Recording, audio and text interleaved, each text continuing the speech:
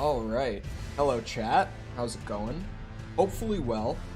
We're back, and we're getting back on the Elden Ring because I have some ideas I want to play around with on it before I get into like challenge runs slash randomizers. The randomizer will probably be actually I don't think the randomizer will be as hard as a couple of the challenges. I mean, obviously there's always like level 1 runs for challenges, but I was even thinking of the pure archery that I've talked about, and like that against some of the bosses later in the game will probably just be brutal. Anyway, hello Sticky, how's it going? But like, hello controller, there we go. Oh, what am I doing? We're not loading game. We gotta start a new boy. I mean, I could do it all in like New Game Plus, but part of the fun for me is to go back and like get a fresh start and try something new as I actually progress through the game, rather than just like be at end game already and switch to something else. Hello Dream Master. I knew I was forgetting something while I was setting everything up, and I forgot a big one, boys. I'm gonna be honest with you. I forgot probably the worst thing I could have forgotten. I forgot my caffeine. I got my water, like I topped off my water, I remembered that, but I forgot to grab something with caffeine in it. Go wretch. I've already planned out at least the earlier stuff that I'm gonna do with the build, and I'm gonna go warrior, and I have reasons, but I will be right back because I do need the caffeine. It's gonna be super quick. Give me like 40 seconds and I'll be back.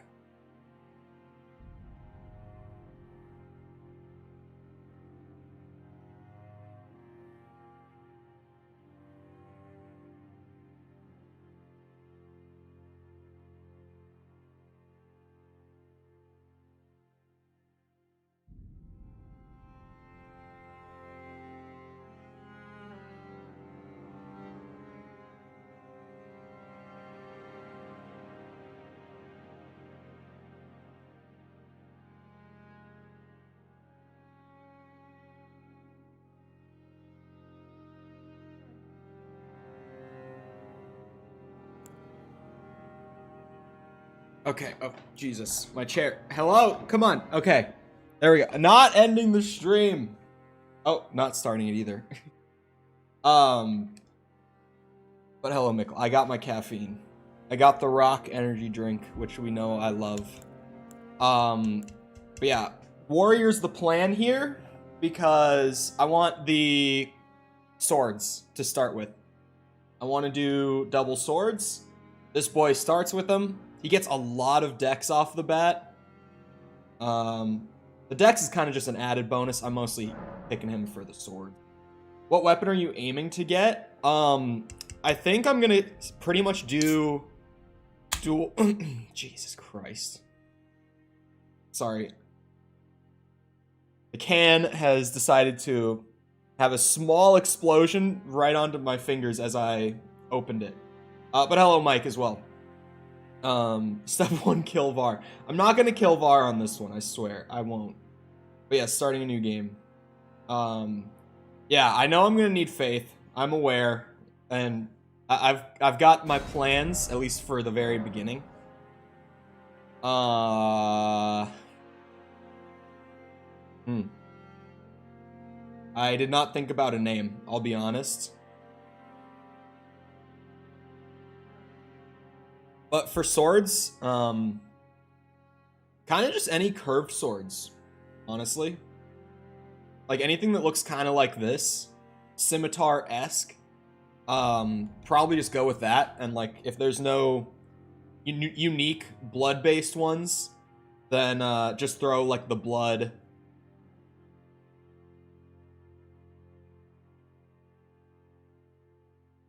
Fair enough. Fair enough. We want to go aged on this one, I think. I think we wanna have an ancient dragon. right here. I don't really know. Wait, is this just a consumable rune? That's actually funny. Golden Seed I might go for. Oh, or the key. Ooh, the key is also very tempting, I have to say.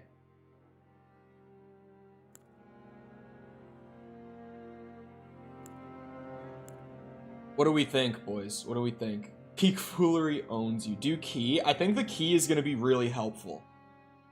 Golden Seed is usually... I feel like Golden Seed is a more long-term pick, but starting with a key is really nice, like, right off the bat. So I'm kind of stuck between, like, am I min-maxing here? Or am I just trying to get one early key, you know? Speed up the process. Bewitching Branch is fun, but doesn't serve much of a purpose. What do they do? With Beguiling Power, what do the Bewitching Branches even do? I honestly don't know. I think I did Golden Seed on the first playthrough, did I not?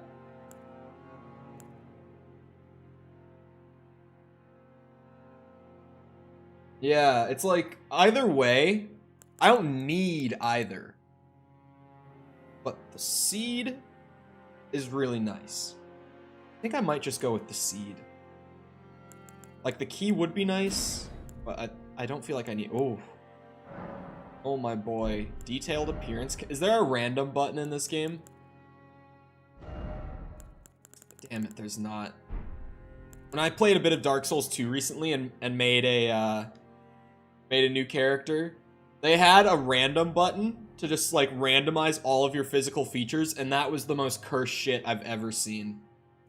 I don't really know if I need to change him. It's like, how often do you even look at your characters? I'm not even gonna worry about it, honestly. Like, how often do you see your character's face? You just don't. Currently about to beat CE on Heroic. I feel like Heroic, honestly, is the best middle ground for CE for, like, difficulty, but not needing to, like, actually sweat your ass off, you know? I look at mine a lot. Okay. Okay.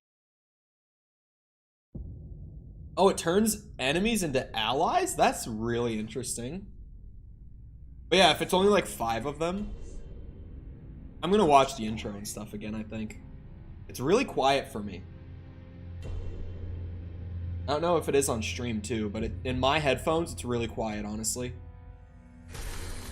But this game is like, what, 4 or 5 months old, chat? When did it come out? Was it February or March that this came out? I can't remember. Across the fog, the lands between.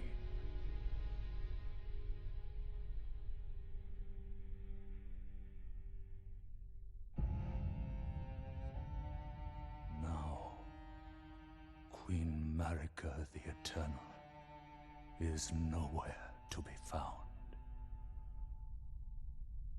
And just what I do with every game customer. I try to not make my characters like too cursed. You know, I try to go for a middle ground of like, obviously I was, you know, having a bit of a laugh while I was making my character, but it's not so absurd that like it looks like a, what's it called? Like an eldritch horror or something like that. Like I try to keep a middle ground between the two. The mad taint. But some games character creators like what's it? Like Oblivion, dude. Oh my god, you can make some cursed shit.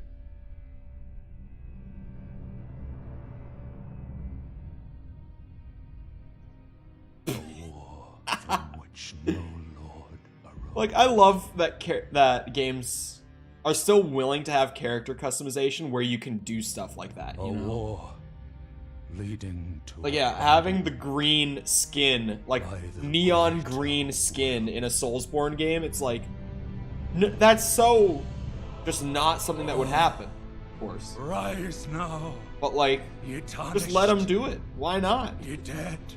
If someone wants to have purple skin while they play the game, let them have purple skin. Who cares? Speaks to us all.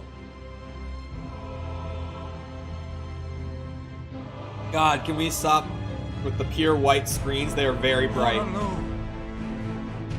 Ah, poor Alu. Killed him. Ever brilliant gold mask. Fear, the deathbed companion. Well, I didn't kill her, but she died. The loathsome dung eater. I killed him. And Sir Gideon Othniel. I killed him. The all-knowing. It's actually, I love the touch that Gideon learns techniques from the bosses that you fight up to that point. So if you do like an all remembrance run, Gideon's kit is actually just so cool. And one other. I had done like almost all remembrances when I fought him. Again, bless. I came really close because I had only missed what, like 2 by the time that I got to Gideon. We went back and did them afterwards. I kind of wish I had done them before though. But like, how was I supposed to know? Cross the fog. And we got stutters in the cutscene. I never went into the sewers where Dung Eater is. It was actually so hard for me to find. Chat had to like hold my hand for, I think like 20 minutes, where I was just running around like Leandel trying to find where he was. Like I was struggling so hard to figure out where I was even supposed to go. I can't have been the only one. Leandel confused the shit out of me, just in general. Like, I kind of went through it and got straight to, what's it called? Like, the boss up top. I can't remember his name right now. But, like, I kind of went through to the main boss up at the top, like, right off the bat. But then I realized that there was way more to the area, and there were, like, so many branching paths and shit.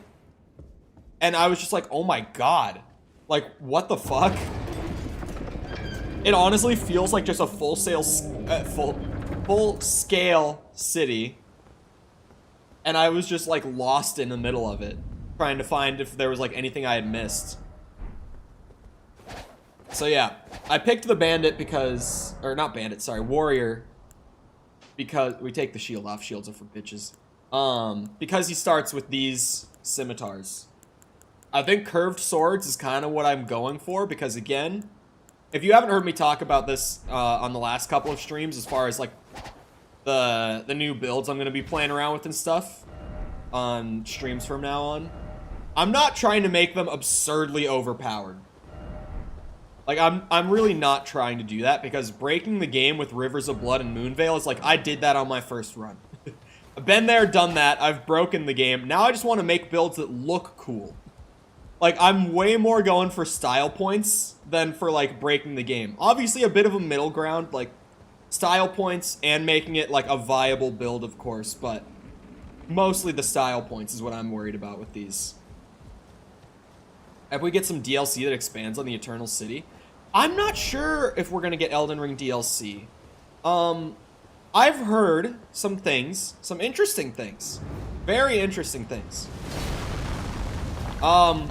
Apparently, Miyazaki, in a recent interview, has said that FromSoft's next project that they're planning to release is A, unannounced, and B, in the final stages of development. Oh, wait. Fuck. I already died. I thought that I didn't get killed by that just because I was able to still put inputs, but I guess not. But that was very strange for him to say. Like, apparently the next FromSoft game that they're planning to put out is already in, like, the last year or so of development. Which is super odd. And honestly, going off of him saying that, I'm assuming it's not going to be a Soulsborne game. Which I know it's going to be, like, their first release in a while that's not Soulsborne, if that's the case. Like, if that turns out to be true, it would be really weird. But honestly, I don't feel like they were working on, like, 3 Soulsborne games all at once, you know? Because, like, Sekiro was in its final stages while Elden Ring was, like, in its early stages. And if they have another game that's already in its final stages of development, they would have, like, shipped Sekiro and immediately started on another Soulsborne aside from Elden Ring. I just don't know if that's going to be the case production time is probably less. Don't worry, Torrent. Well, Fortune is interesting on things his side. typically happen with them. Are too good? I use them and they absolutely shred anything? Really? I didn't think they would be that strong. Maybe I'll end up accidentally making a broken build. That would be unfortunate. If I break the game again without trying to. One of his kind is sure to seek the Elden Ring. It's me, Smile. Okay. Can we talk about... Even if it does violate. I didn't get the Elden Ring. And okay, I should say, and this is odd for me, I completely forgot to go and watch like lore videos after I finished the game. I think it, well, I know why I forgot. It's because immediately after we finished the first run the other day, I started working on like Hollow Knight's SEO stuff and like thumbnails and all that, so I just forgot to go and like actually dive into the lore after I finished the game. So I haven't done that yet. But I'm still a little confused on the lack of the Elden Ring. Just a little bit. I'll be honest. But Samuel, how's it going? Welcome back, I believe, right? Feels like it's been a minute, but I think you're returning. Take the plunge of learning. I might just take the plunge of learning. Is there no seed here? No seed. Oh. No, I haven't played Bloodborne. I'm kind of sitting here, like, desperately waiting for that PC port that we know is going to happen. It's just a matter of, like, when it happens. I just don't want to play Bloodborne at, like, 20 FPS on a console that I don't even like, you know? Like, I just really don't want to do it. Radigan is the Elden Ring? Well, okay, yeah, I need to get into the lore stuff then. This man is 108 subs away from a bald head. That's just not true. I never agreed to bald-headedness. Not once did I agree to this. Well, yeah, I mean, it's not only that it's locked at 30, but the game is notorious for not even holding stable at 30. Like, the game is famously poorly optimized, at least for the PS4 in specific. And apparently just drops constantly. Like, it, from what I've heard from, like, personal friends who really love Bloodborne, their #1 complaint about the game is that it never is even at, like, 30. It's always lower than that. And I'm just like, damn. Because, like, even 30 FPS would not be optimal, right? But then you go down to, like, 20, and it's like, oh my. We're starting to get real rough out here. I kind of forgot that I'm gonna have to, like, get Melina before I can level up and shit. Which, she just kind of showed up at a bonfire when I was sitting at one, right? Fine with 30 FPS? Yeah, I've been on PC for a few years, and I'm not one of, like, the 144 hertz elitists, but, like, in my opinion, 60 FPS in the modern day is, like, absolute minimum. Like, okay, no, absolute minimum is, like, 50. Let's just say, like, the lowest I want to be playing at is 60. What do you say, Melina freaks me out? What do you mean? Is it Melina? What the fuck are you talking about?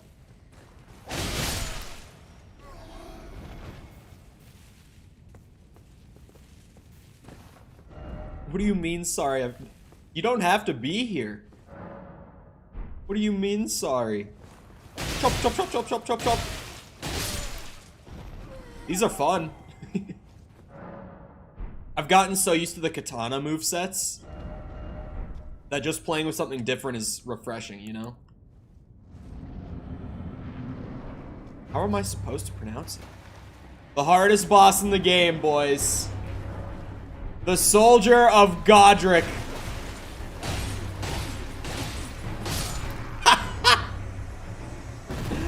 Oh no.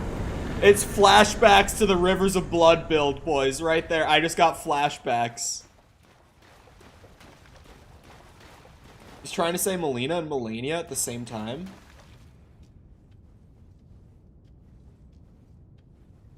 He's insane. One combo. One combo. Build is already broken. I'm too overpowered. Too good at the game. What did I even get for that? Oh, an emote. I lost the twirl. I have to... Where did I get the twirl, chat? Where did I get the little, like, twirly dancey dance that I was doing on bosses at the end of the game? Where do I get that? Because I need that back. That was the funniest shit. Just dropping a boss and then hitting a little twirly spin on him was so funny.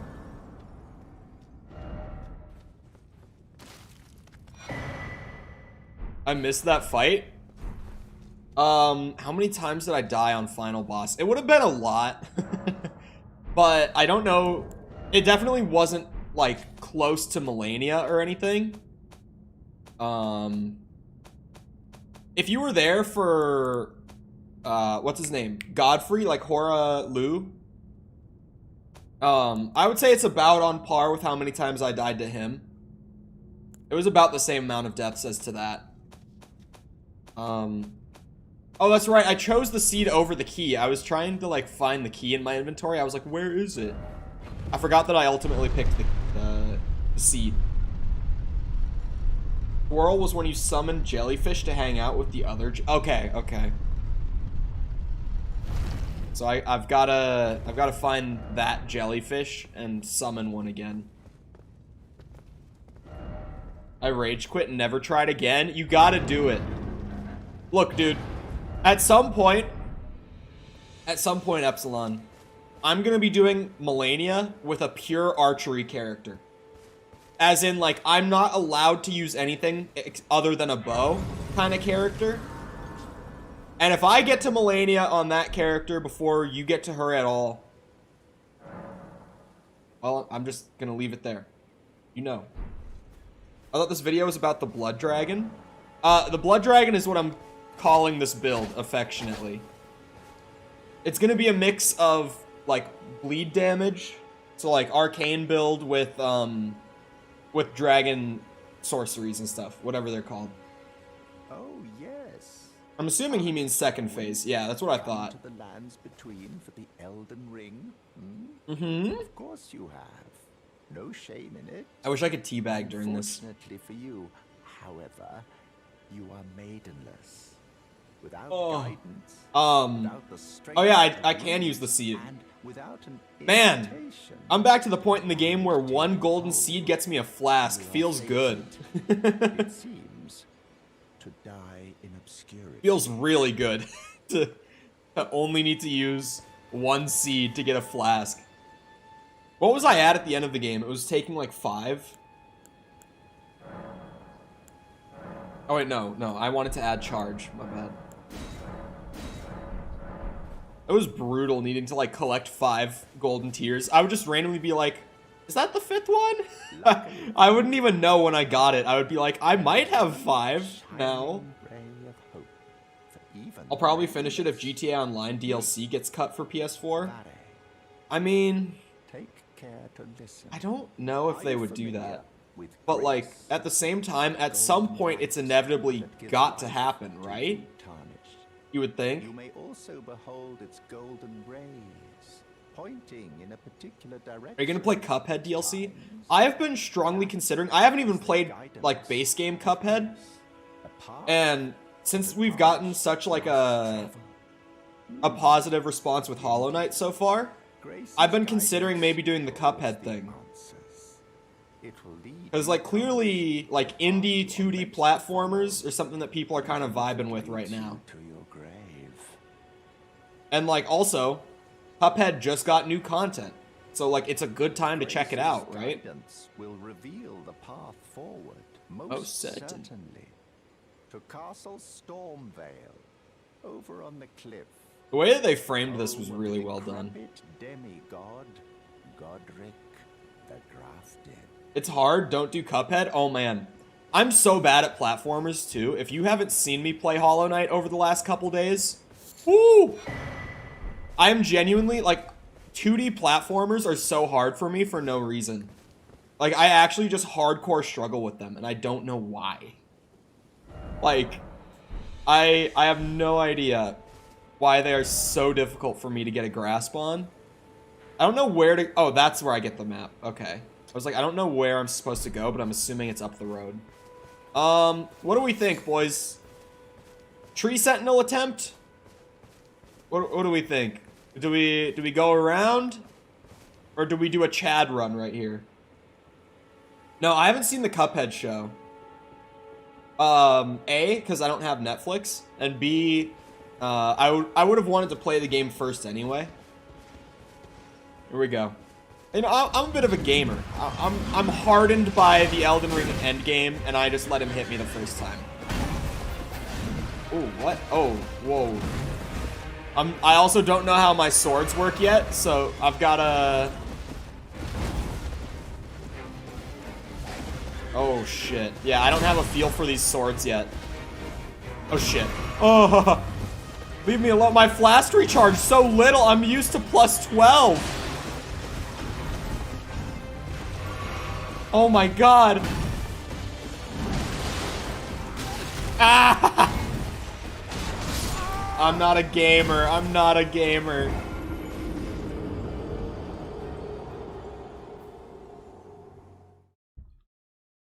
Right. I feel like first order of business, aside from a little death, aside from a meme Tree Sentinel attempt, because let's be honest, I thought there was a chance that I could kill him, but you know, that realistic side of my brain was like, nah, not gonna happen. Oh my God, leave me alone! Oh, run, run, run, run, run, run. No! God damn! He's on a horse! I don't have a horse! What is that? Run to the church.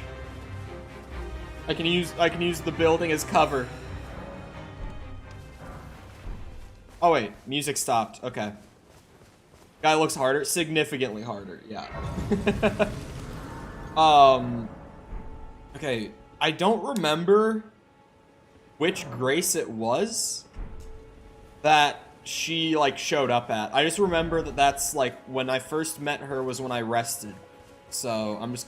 Oh wait, I have an Ash on this? I didn't even realize. Like, of course I have an Ash on it, but I just didn't even see it earlier. Oh, it's kind of shit. It's really shit. Never mind. Like, if I can just press L1 and do, like, 70 damage, why would I use FP and take a longer animation to do 60?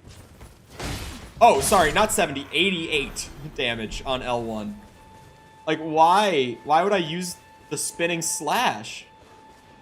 Just gonna chop these guys down for some early runes for when I do get her.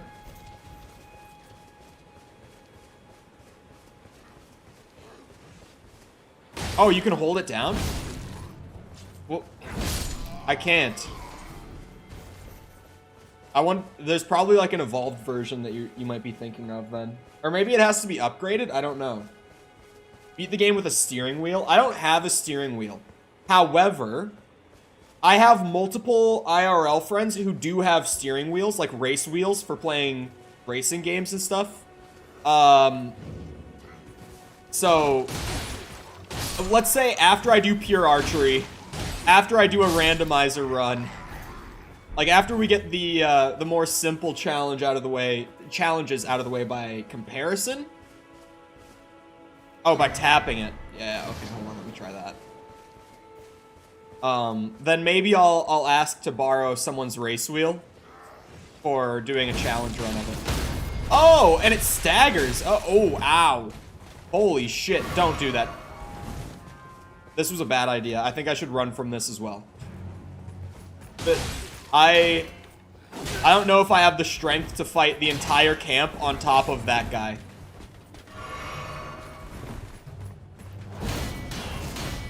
Yeah, that didn't work. I was like, maybe the Ash will save me. No. Oh my god, dude. Leave me alone!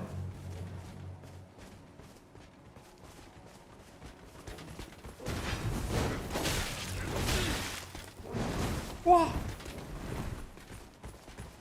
The newer what?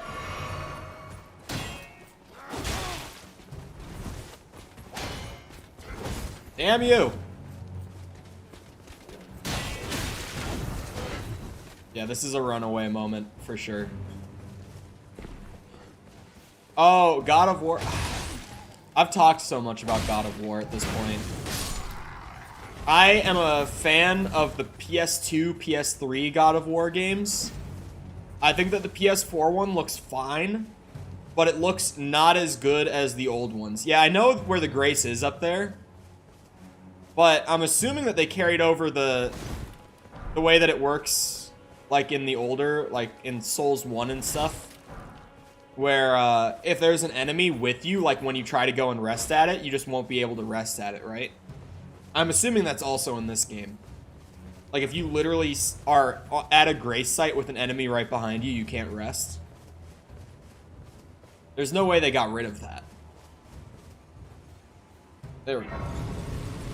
Maybe I can. Did they get rid of that? They did. Okay. Well, shit. Why did they get rid of that? This has to be her, right? Okay, yeah, here we go.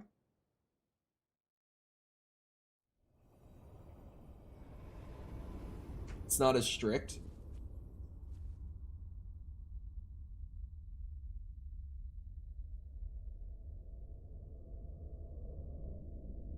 Hello. Greetings. What's your name? Tell me how to pronounce it, because apparently I say it wrong. Beyond the fog. I am Melina. Melina? What the fuck?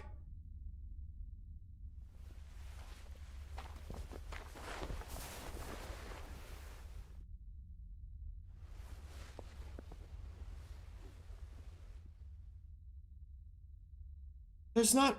I offer you an accord. That is not how you say that name. Have you heard of the Finger Maidens? I have.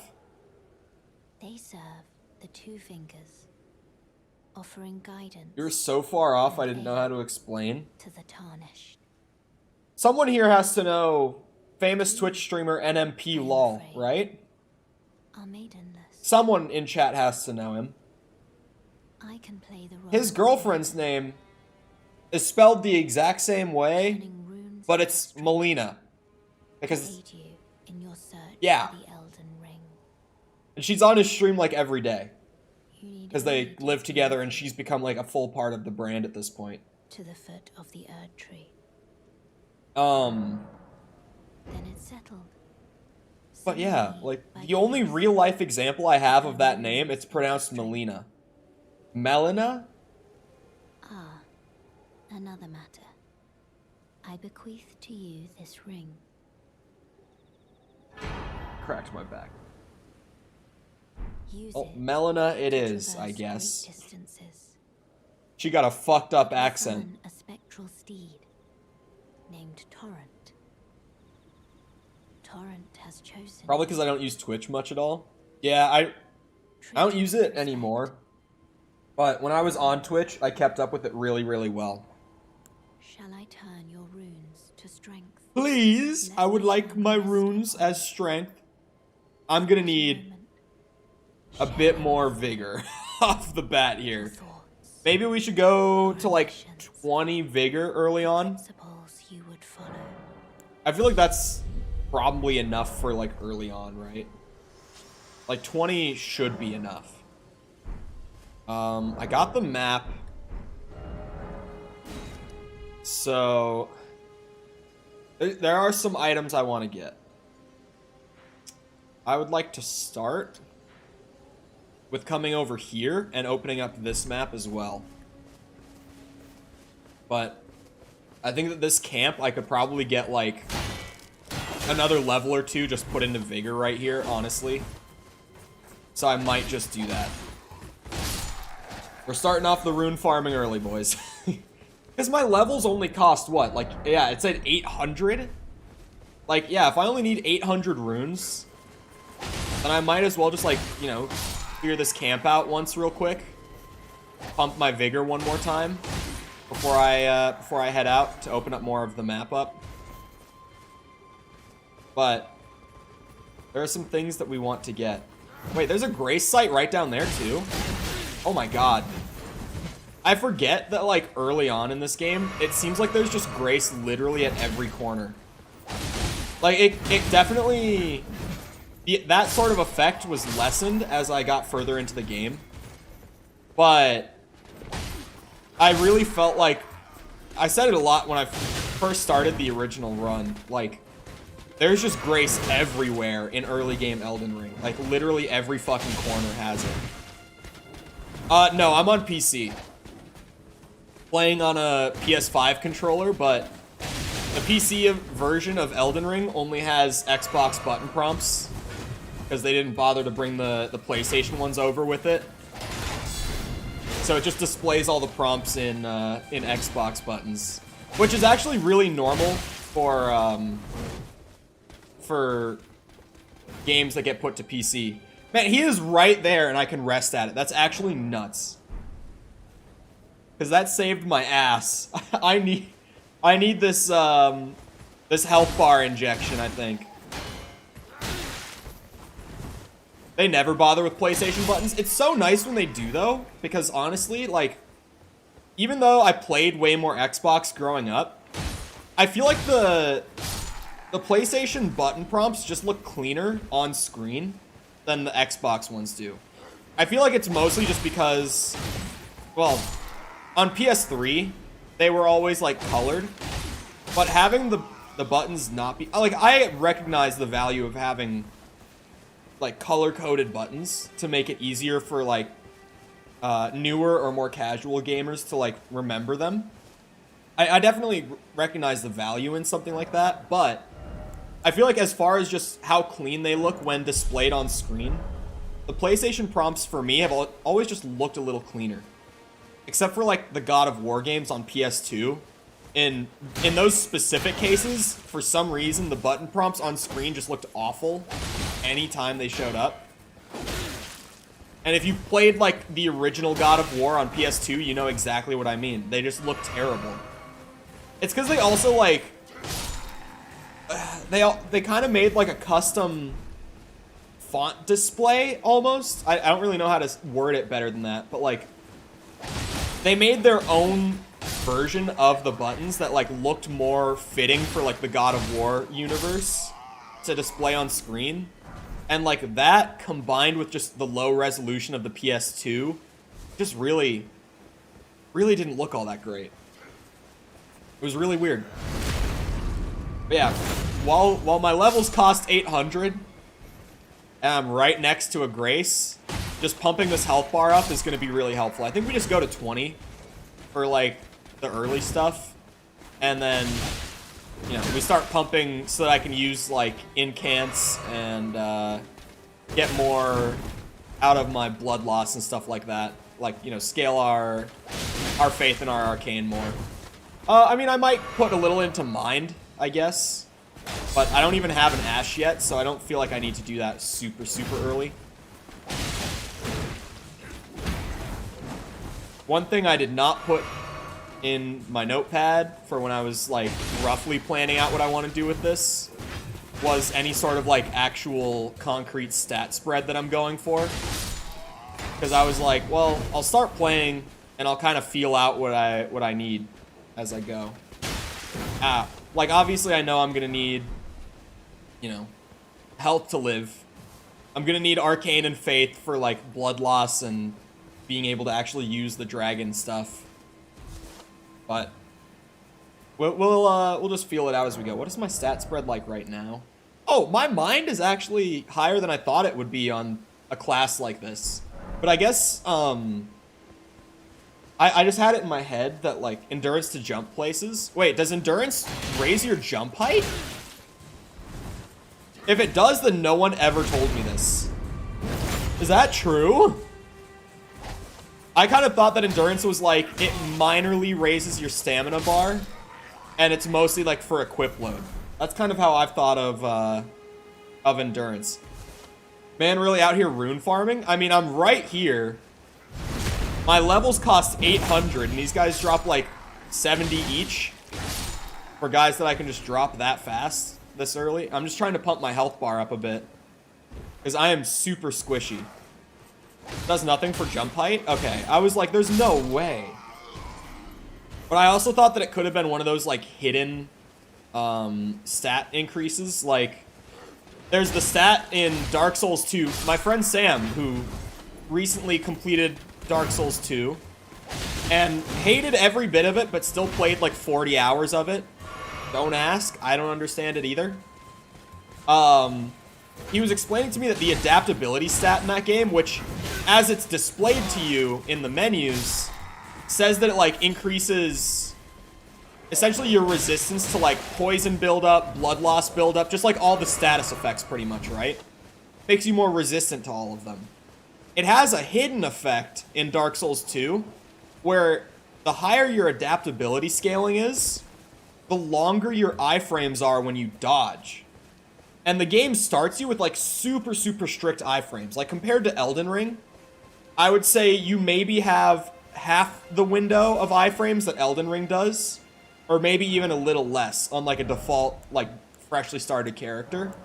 But as you level the adaptability stat, one of the hidden things it does is it increases your iframes, which is fucking stupid. Like, it's great to have a stat like that.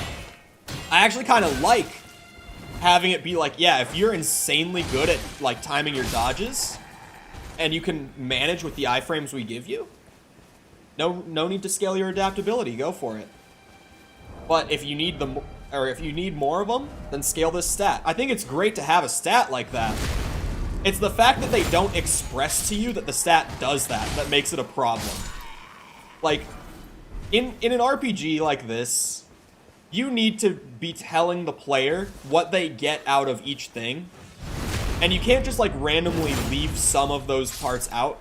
Like, some of the benefits of each stat out. You know? Just zoom to Margit, smack him up, and level. I mean, I don't even know if I could. Like, surely if I sat there and tried over and over and over, I could do Margit right now. But, like, why do that? When these guys are right here, fresh for the early game rune farm, you know? They're pretty much asking for it. They're so easy to kill. I could also go back over to the smithing table and get some early upgrades on the scimitars, because I'm picking up some smithing stones while I'm here. And I did pick one up earlier, like, at the table, but I kind of ignored it in my panic of the tree sentinel chasing me. Oh my god. But I don't think I'm gamer enough to run up to Margit with, like, you know, default warrior stats plus, like, an extra 2 vigor and drop him just like that. I don't know if I'm that gamer on Elden Ring yet, okay? Like, clearly, I'm getting smacked by spears right now. I don't know if I have the skill requirement to go and do Margit with this kind of kit.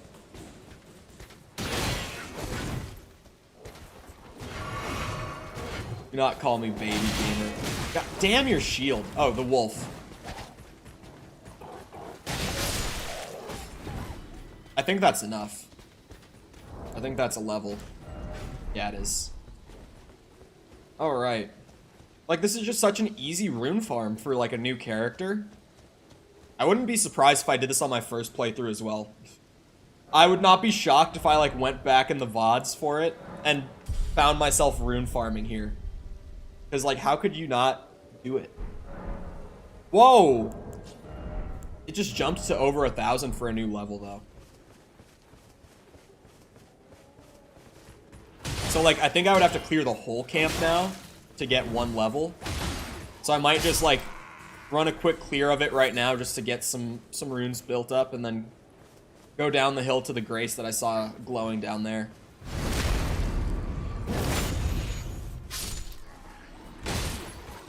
We always kill the guy with the horn. It's very important. What was that? You guys are dropping some armor. Oh, and a smithing stone. Oh, I should go check my scimitar, actually.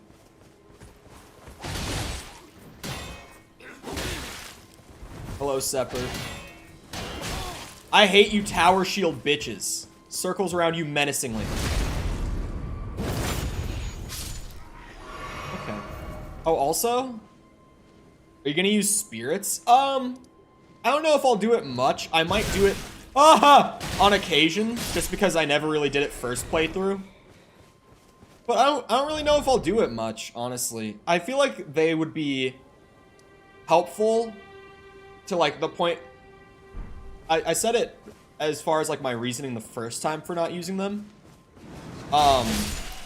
It's mostly because like the biggest thing that can help you out in a Soulsborne boss fight is having something to pull aggro for you. Something or someone, that is. So like just having the ashes in there like already means that the boss's attention is only gonna be on you for like half the time. And on top of that, if you've got like good ones that you've gotten from somewhere in the game in particular, like they're gonna dish out good damage or anything of that sort too. So I just don't know if I really want to use them in general. I'm really glad that I didn't do it first time through, because like, you know, imagine me doing Melina, but like I'm just summoning things to help me out the whole time and just pulling her aggro away from myself. Like, she would not have taken 102 deaths from me if I had been doing that. And same way with, like, all the other bosses that I struggled with on the first playthrough. Like, it just wouldn't have been anywhere near the struggle. And the struggle, the struggle isn't necessarily the fun part in these games, but overcoming the struggle, like, when you finally beat the struggle, that's the fun part in these games a lot of the time. So I just don't know if I want to take the struggle out, you know? Like, I could. I might play around with them on occasion, but I don't think I would use them on, like, any sort of remembrance bosses or anything this run. Because those are the big ones. Those are the fights that, like, not only everyone wants to see, but that I want to actually, like, struggle with. Forget that there's stuff in these carts. I will not be using the flail. But yeah, Sepper is here. He has arrived. You can bully him. Oh, by the way, I saw that clip. that was a good one. And while I have not joined in on the bullying myself, I can certainly see where you are coming from. The best season by far. You can actually kiss my ass. Kiss it. Fuck her up. Kiss my butt. Alright, this bitch going down. Oh god. No, I'm going down. Ah! Don't do it. Oh my god. Why is this guy so strong? What clip? Oh, nothing. Fuck your shield. Why are you such a bitch?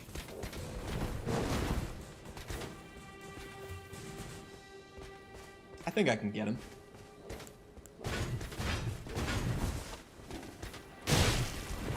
That was a hitbox moment if I've ever seen one. He's so agile too. I can't get a backstab either. Fuck me. The last 2 episodes do so much. The general response that I saw was that the last 2 episodes of the newest season of Stranger Things, like the finale episodes that got released later, were very, very disliked, generally speaking. Just going off of, like, the general response that I saw trending on Twitter, everyone was pissed at the ending of Season 4, from what I saw. But I've heard some people say it was a good ending. So it's not like every single person I've seen talk about it hates it. But I will say that it seems the majority definitely were not happy with the ending of Season 4. I've heard nothing but good things. Really? Dude, the day that it premiered, it was trending on Twitter, and everyone was just like, what the fuck? But my sister watches it, so I was like, did you hate it? And she was like, no, I thought it was good, but she did say that, like, apparently they killed a character that a lot of people really, really liked. And she theorized that people probably just hate it because that character died. So I guess, like, take it with a grain of salt as far as the general response goes, but I just saw that people were upset with the ending. But it would make sense if it's just like a... Especially because it was trending, like, on the day that those episodes came out. It would make perfect sense if it was just like a sudden, like, you know, people finished watching the episodes, saw that character die that they really didn't want to, and they were like, oh, fuck this show. And started tweeting about it, you know? Like, I can definitely see that that might have been what happened. This would be a good setup to get the Twin Blade. That's the one that makes successive attacks do more damage, right? Because if that is what you're talking about, I can't remember what that's called. But I was planning on getting the one where, like, successive attacks build up more damage on this thing, because I looked at the moveset while I was, like, thinking about doing curved swords on this, and just with, like, how many individual strikes there are in the dual wield hits, or the dual wielding attacks, I was like, yeah, I think that would be pretty good on these, because, like, look at that. Even though it's not doing that much damage on its own, it is, like, 5 separate attack ticks, so to speak. So, if I had that talisman on, it would probably do a lot more damage. You know what I mean? Just getting that many hits in, like, that quickly. 20 vigor would be very nice, just so that I'm not fucking getting destroyed. That's exactly what happened. Yeah, I wouldn't be surprised at all. How's it going, Corn? Welcome back. Oh, that's the winged sword. Yeah, I have that one in my notes as being one that I want to get. Boost the final attack. Oh, maybe I could pair both of them. But I have to find a balance between, like, just doing the haha twin blades go burr and, you know, actually using, like, dragon sorceries and stuff. But early on, while the sorceries are maybe a little harder to really get set up with, maybe doubling up those talismans could be a good way to get through earlier. Total... Oh, wait, I was gonna kill it, but we can't kill the dogs, right, chat? I can kill the deer instead, though. No one gives a fuck about the deer, but everyone loves the dog. I'm telling you, watch the new season. Easily my favorite after the finale. Are you telling me I have to watch the whole season for it to be good? Is that what I'm being told? Is like, oh yeah, it's the best season if you get through the entire thing. Okay, yeah. So, if I just start throwing upgrades on these, then I can get a lot more damage out of them without, like, scaling strength or dex. I'm also not going to be doing a quality build. Like, I could with a lot of the curved swords from what I saw in, like, the drop-down sheet, like the table that Extra Life has for them. I saw that, like, a lot of them are strength and dex scaling. So, like, you could do a really good quality build by dual-wielding twin, like, curved swords. That's just not what I'm going for. Because, oh my god, this build is going to be fucking stat hungry. I haven't even mentioned this yet. So we're going to need, like, a good amount of vigor so that we don't die. But, like, we don't need a shit ton, right? I just need enough to, like, not be getting absolutely mowed down by enemies, you know? But we're going to need a decent amount of vigor. I'll probably try to get to, like, 50 for endgame again. I felt like that was a perfect amount on the last run. But, like, early on, 20 should be fine. At least for, like, the first couple areas. We're going to need a decent amount of mind. Because from all the stats that I was looking at, like, the dragons, like, spells and whatever the fuck, those things are super FP hungry to use. So we're going to need a good amount of FP. I'm also going to need to use a lot of FP flasks, unfortunately. So we're going to be sacrificing a lot of the health flasks, but it is what it is, you know.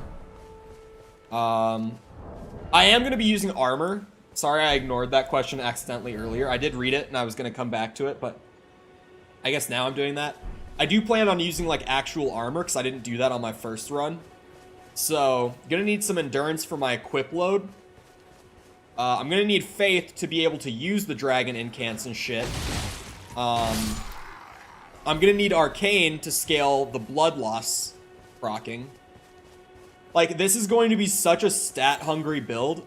And since I haven't, like, mapped out how I'm gonna spec out all the attributes and stuff, it might be kind of a mess at certain points while I'm putting the build together to, like, actually get all the stats in the right places. But early on, before I even, like, get the items and stuff that I'm trying to get in the earlier areas, like, I'm just gonna pump my health up to 20, and then we go from there as we do. I don't really need to scale Mind yet, since I'm not even, like, really using FP for anything. Dex is nice for damage, but it's not going to be one of the important stats. Like, it'll be there for a bit of extra damage scaling, but it's not going to be, like, one of the critical stats for the build. I might go for Faith early on, just so that when we do start killing dragons and, like, go into the communions and all that. Or, sorry, cathedrals. Not communions. Communions happen at the cathedral, Cole. But yeah, I might pump the Faith a little bit early, just so that when we do finally get killing dragons, I can actually get the good shit from it. Start using those spells. I don't know. But we'll kind of feel it out as we go, I guess. Oh, I might scale Endurance pretty early on, actually, just so I can, like, get my equip load up and not have to worry about it. That might honestly be the call. Like, once I get 20 health, just scale the Endurance. Ow! I ran out of stamina there, too. I need to get 747 diamonds for a fucking beacon. You don't need the beacon! Like, yeah, it's super gamer if your Minecraft world has a beacon in it, like, naturally. But you don't need a beacon. You just don't, man.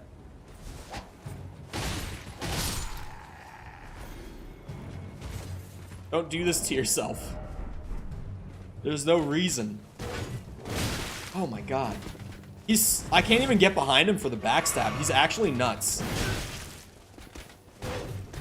Oh, there we go.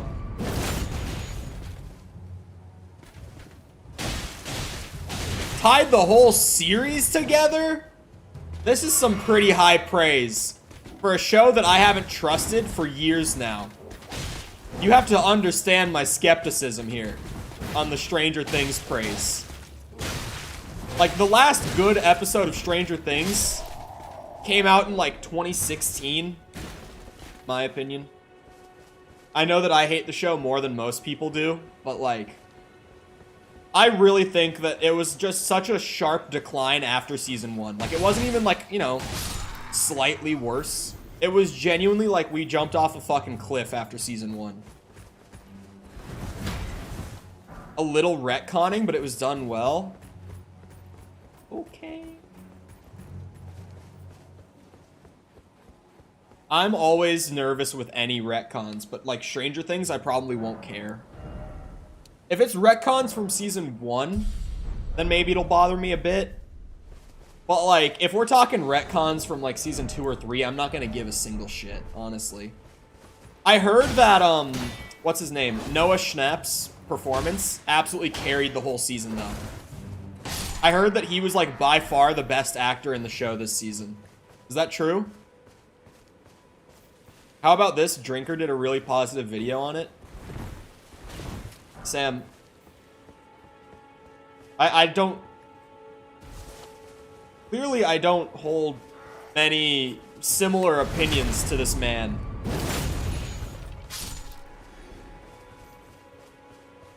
Which character is that? It's, Bullcut. I can't remember his name.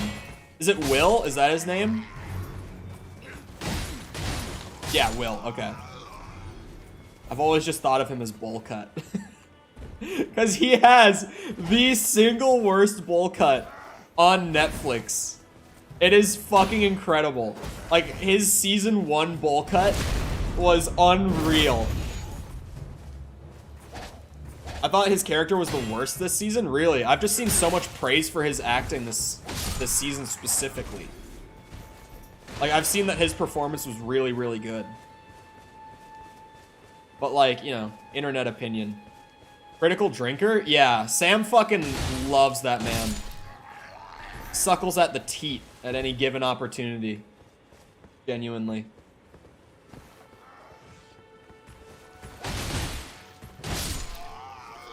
And I generally, from what I've seen at least, I don't share many opinions of his. Hello, Ryan. How's it going? He's just a bit of a whiny asshole. Truly, thank you. He really is just a bit of a whiny asshole. That's kind of the best way to put it. Welcome to early game soul farming with Chol. So that I don't die over and over and over and look bad at the game. Ah! Yeah, we back, boy. Ow!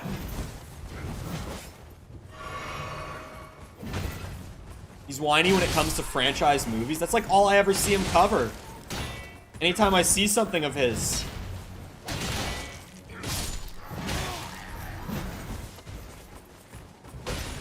Chat, has anyone watched the new season of The Boys? Has anyone seen the new The Boys? Is there anyone who's like actually caught up with the show? Because I've had a lot of people telling me that like I need to actually go back and watch through The Boys. It's good? Yeah, I've heard so much good about like the new season of The Boys. Because, like, I was someone who, back when it first came out, like, I watched the first few episodes of Season 1, and I didn't dislike it, but I just didn't, like, stick with it. You know what I mean? Like, it's not necessarily that I watched the show and I was like, this is bad. It's just, like, I took a break from it for, like, a week, just accidentally. Like, I just didn't watch it for, like, a week. And then after that, I realized that I hadn't watched it, and I was just kind of like, I don't really feel like I need to go back. And I just didn't. And like, so since season 1, I've just always heard so much about the show anytime a new season drops, and I just haven't watched it. And I always I hear so much, and everyone's like, I fucking love The Boys. And I just feel behind at this point. I think it's about the boys. It's a good premise. But it's kind of weird. Because I've always heard people describe it as, like, superheroes but evil, but I don't really feel like that's the good way to describe it. It really is, like, I feel like superheroes but in the real world is the more accurate way to describe it. I still haven't seen the last season of Dexter. You mean, like, the, what's it called? Like, the soft rebooted one? Because that was actually really good. I really enjoyed that.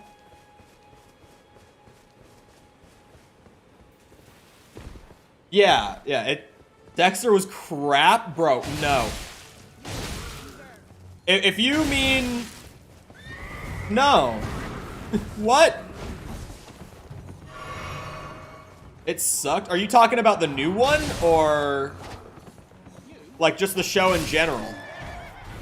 Stop pretending you haven't seen me. Oh. Stu's in the tree, but I'm still here because I'm still just farming up runes because like I can get so many levels out of this. Where is it? The dude was like a bush or something. It's this. Look me in the eye. Hello. What are you going to do that for? Oh yes, I remember. The new one. I liked it. It wasn't as good as some of the best seasons in the original run, but it was good. Spell, weren't you? Thank you. The name's Bok. Yeah, most people take issue with the ending, from what I can tell. Not to come back, not ever. Then I ended up as a tree. Lucky you came along, really. Yep. Oh, what a shame. When they threw me out of the cave, they took everything I owned. And so this is all I have to express my thanks. I hope you can forgive me. Mushrooms! Well, if you can afford to wait for a while, I could sneak back into the cave and bring back something of actual value, well, then I'd be of some real use to you, I reckon. Right, but I'll need a moment. I don't think I ever... I'm frightened of them, so I have to gather myself. I don't think I ever had him, like, go back into the cave the first time. That god-awful cave on the shore. Oh, he's talking about the one on the shore. I wasn't sure which one, because there's a lot of caves in, like, this early area. Let me go back. If I just rest at the bonfire and then come back, like, sorry, Grace, and come back, will he be there with item, possibly? But yeah, Sam, you finished, like, original run of Dexter, right? Like, Season 8 of Dexter? I'm pretty sure you did. Because people hate the way that, like, the original run of Dexter ended. Like, they really, really hate it. Hold on. What was the thing? Chat. My Elden Ring gamers, what was that thing that everyone was trying to tell me to do when I was using consumable souls so that the menu didn't close every time? No one, like, ever said it while I was using consumables, so I never, like, got to actually figure it out. Sell them? Sell them. To who? Not consume? Who can I sell them to? Wait, do I have Roundtable? No, how do I get Roundtable opened up again? I forget. Honestly, opening up the Roundtable is something I need to do pretty early too. If I want to get, like, if I want to put new ashes on my weapons and everything, I'm gonna need the Roundtable, but I forget how to even open it. Like, how to get invited, so to speak. But who do you sell them to? Oh yeah, that's a lot. Like, for this point in the game. Is that a level, though? Not quite, but it's super close. If I kill this guy, it's a level. What? That would bring me to 19 for health. Guy you buy stuff from? So just like any general vendor? Is that what you mean? Back here.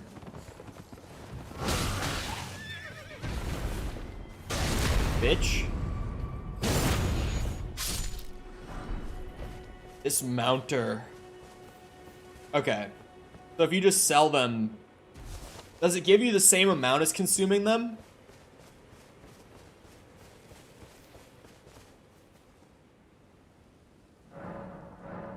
No, not rest.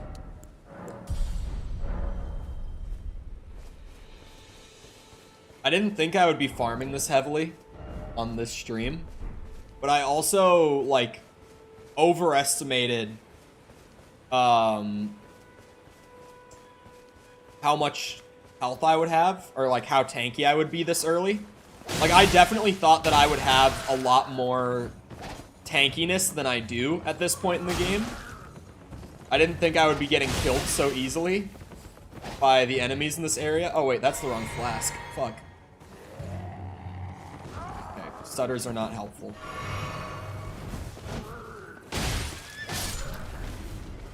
There we go. Okay, so I gotta go get the map over here. Because there's, what I want to do is go to the cave that has patches in it, which I think is somewhere over in this side of, like, the early area. I want to fight Patches and get him to open his store up. That is something I want to do early. God damn it. That's where I go for the map. Oh, I have to go on the bridge, though. Like, I have to actually go on the bridge. Could probably upgrade these swords and be fine, but curved swords are kind of boring. How do you mean? Curved swords are kind of boring?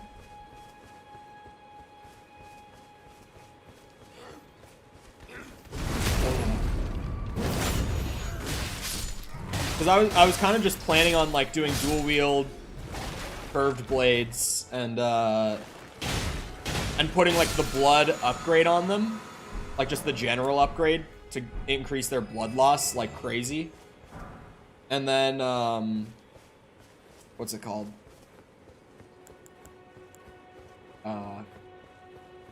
Getting like an ash that's blood based on them as well. Personally, I don't like using them anymore. Is it because... Have you used them a lot? Because, like, after the samurai run that we did for the first playthrough, I'm just like, I do not want to touch a katana this run in the slightest, you know? Like, because I used them for the entirety of the last run, so now it's like I just don't want to use them at all anymore. So I feel like if you just use any weapon type too much, you kind of get to be like, yeah, I just don't want to do that. The same thing happened in when I played Dark Souls 1. Like, I used the Spy Hander for my whole first run, and that was, like, really, really fun for the first run. But then it's like, you go to replay the game, and it's like, okay, I don't want to use this anymore. So, like, I used a halberd on my second Dark Souls run, and I had a blast with the halberd. You just gotta keep things changed up in these games, because otherwise, it's just, like, it gets dull just using the same thing, like, all the time, you know? What about upgrading to the highest level weapon? Well, does Patches sell smithing stones at his store by chance? Like, once I go and fight him and get him to upgrade or open up his shop, will he have smithing stones available? Because, like, right now, obviously, it's not a rune issue for upgrading the swords.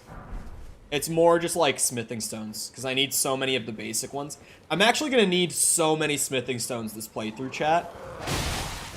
Like, I'm going to need a lot. Because... Oh, shit! I didn't know you could do that! Whoa, whoa. Get back here.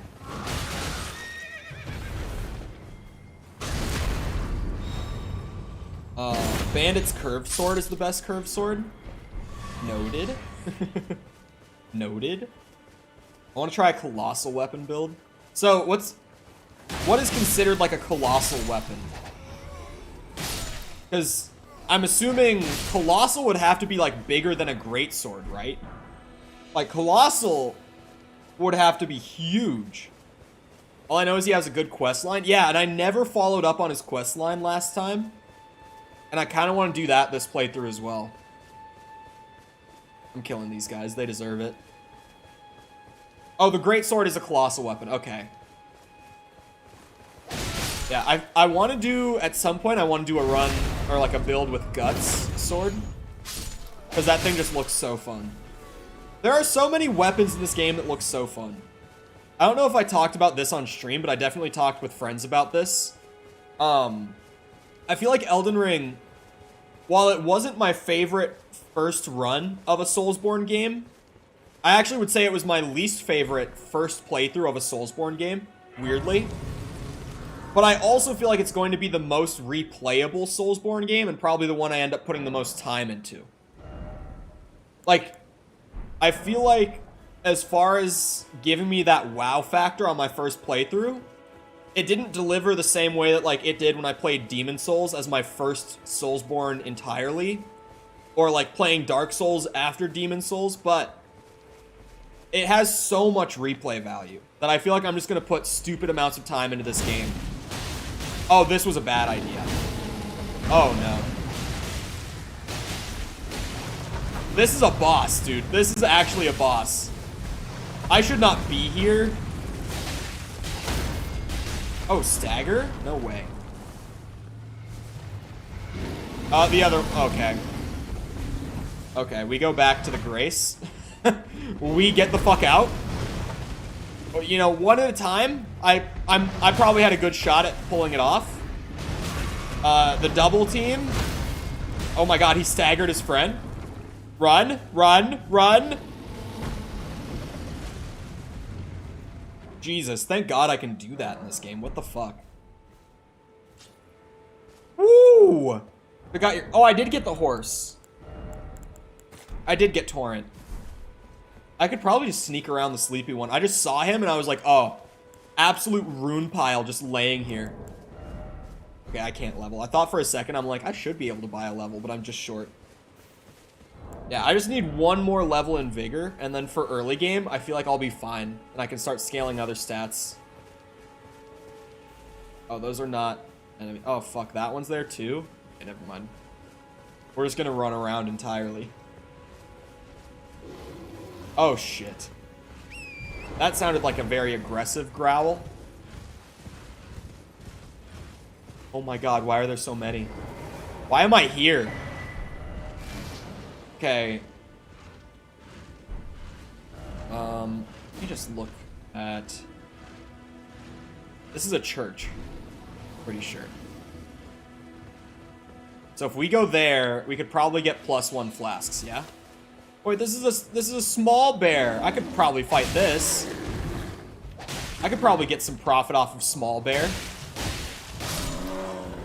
Oh, 15? Fuck you. What? 15? Yeah, this church will probably be a play. Just getting +1 will be nice, because I did not realize how little unupgraded flasks restore until right now. Like, right now. I'm realizing... Well, not right now, but... Until, like, an hour ago, when I first started popping flasks fighting Tree Sentinel, I was like, holy shit, these give me nothing. Insert why are we still here meme. Yeah, buddy, here's a church. Yeah, so here, we can just get a quick little flask upgrade. Will also be really nice going forward.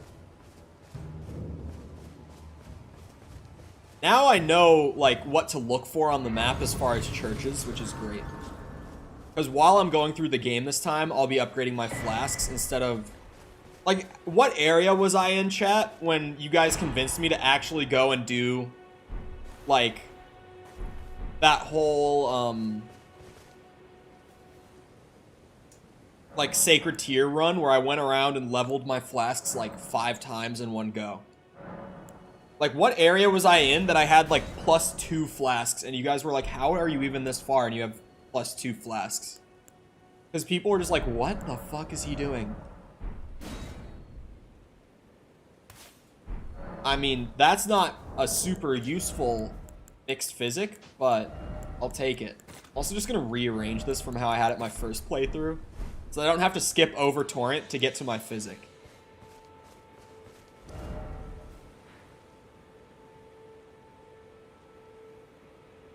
I wanted to pump the counter. Okay, so... Is this the only church I have on the map right now? Oh, that... Oh no, I think that's all just part of like a ruin, right? Anyway. Let me find Patch's cave real quick. Sorry, hiccup. Elden Ring, Patch's... Brookwater Cave. Where are you? Oh, he's not even out this far. I thought he was like out here. I could have done this... Oh, that's... Yep. Good job, Cole. It's like here. It's like in this river. Yeah. Alright. We go there then. And we fight Patches. He shouldn't be bad. I remember him being a fucking breeze on the first run. And like, I had done more content before him, but I was also so bad at the game for like the entirety. Let me kill this guy real quick. This can be the last kill that I need to get my vigor to where I want it for now. These guys are kind of like, for this early in the game, they give out a ton of souls. Or runes, sorry. So since he's right next to this grace site, I'm just gonna kill him real quick before I go to Patches. Patches gonna roll your shit? Is he? There's no way. If I die to Patches, I'll actually be kind of surprised. Like, I won't be shocked. I won't be baffled. But I'll be a little surprised. Just because, like, I remember him being pretty fucking easy. But I also fought him, like, over a month ago. Yeah, those guys drop a K. Like a full 1,000 right there. Second most difficult boss in the game. Yeah. True. Soldier of Godric, absolutely just such a hard boss. I love that they even give him the boss health bar. Like, it's so funny to me that they do that. Because he's not the first boss, but because they give him a health bar, he, like, essentially has to be considered the game's first boss, right? You know what? I'm killing this guy again. I'm not going to sit here and farm him. But since I'm also just still right here, I'll get her done. I was going to see if I could stagger him with that, because I staggered the one guy earlier, or the bear. Sorry, not the one guy. Oh, that was great timing. Oh, wait, what? Would you look at that? Oh, whoa. Oh, come on. Oh, well, I missed it. Oh! I don't think I've ever seen that. Is that... Do you get that by hitting them in the face?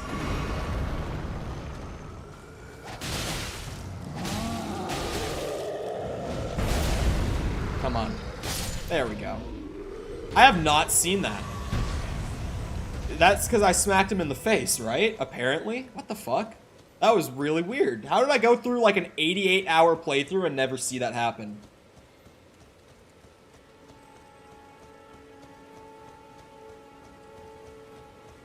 Oh, I don't know if I mentioned it on stream. I might have. But I've been playing Hollow Knight for the last couple days, so I don't know if I really would have mentioned it, since there's no direct control over camera, at least with the right stick. But I did fix my stick drift on the controller the other day, like a couple days ago. I took the time and I fixed it, so.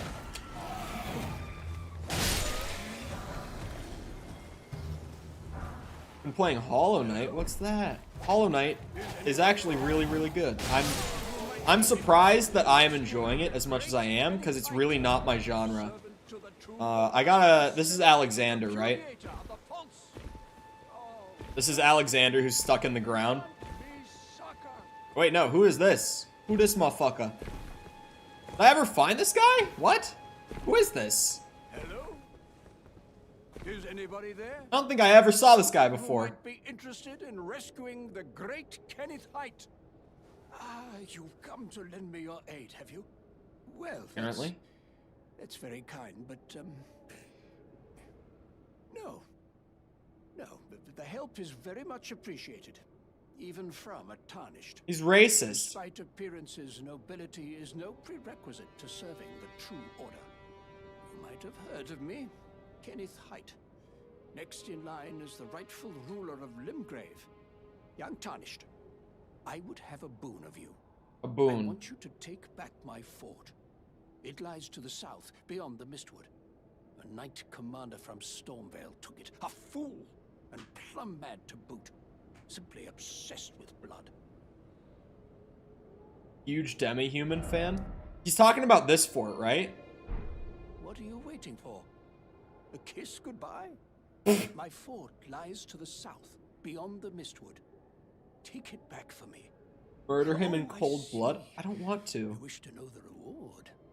Fret not. The great Kenneth Is the Haight reward a golden seed? Considerable largesse. The celebrations will be lavish indeed upon the dawn of my fort's retrieval. Yes. Now, allow me to furnish you with a little advice. I would take great care to avoid Godric's tarnished hunts were I in your shoes. No, it's not. You're lying to me. Lot are obsessed with sacrificing tarnished like you for the sake of grafting. Honestly, Godric's nothing more than a jumped-up country bumpkin. Lord? Oh, don't make me laugh. First, he hid himself amongst the womenfolk to flee the capital, then hid from Radahn in that castle. Then he insulted Melina, lost to her in battle, only to lick her boots rather than die like a man. Has he no shame, the big girl's blouse? And to think, he's the blood of Godfrey, last of the golden lineage. Though you almost wouldn't know it to look. No, I don't doubt that he drops a golden seed if I kill him. Sorry for the chap, the more I think of it. I doubt that the reward is a dagger. What are you waiting for? For taking My back the sword. fort and like actually following the quest line. I want to see that quest line out just out of curiosity regardless. Even though I would love another early golden seed, I haven't seen that dude's quest line because I never found him first playthrough, so I would like to see it out. There's no way that you're more rewarded for just killing him than for actually doing the thing.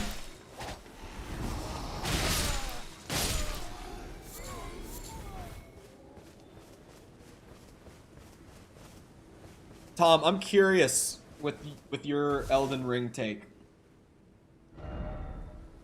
What do you think is the biggest thing for you that like leads to you preferring the older version of the formula over this one? Like what would you say is the biggest thing that for you is like, I don't like this, I would rather play Dark Souls, you know, that sort of thing.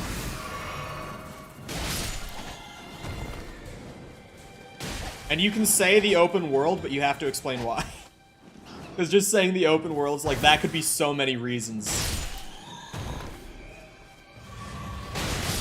Kill him after he gives you a dagger? Oh, that's a good idea. After I complete the quest line, I kill.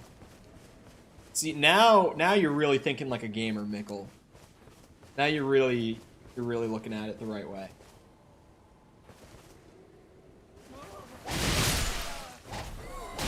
Wow. I thought I killed all three of them.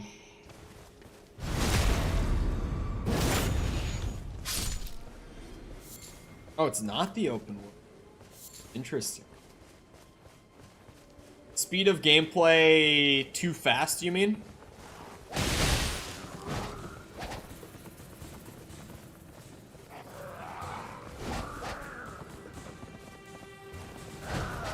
FromSoft aren't infamous for giving troll quest rewards? Are they? Like, I've only played their first couple Soulsborns still, aside from this. So from what I've played, they haven't really been known to do that.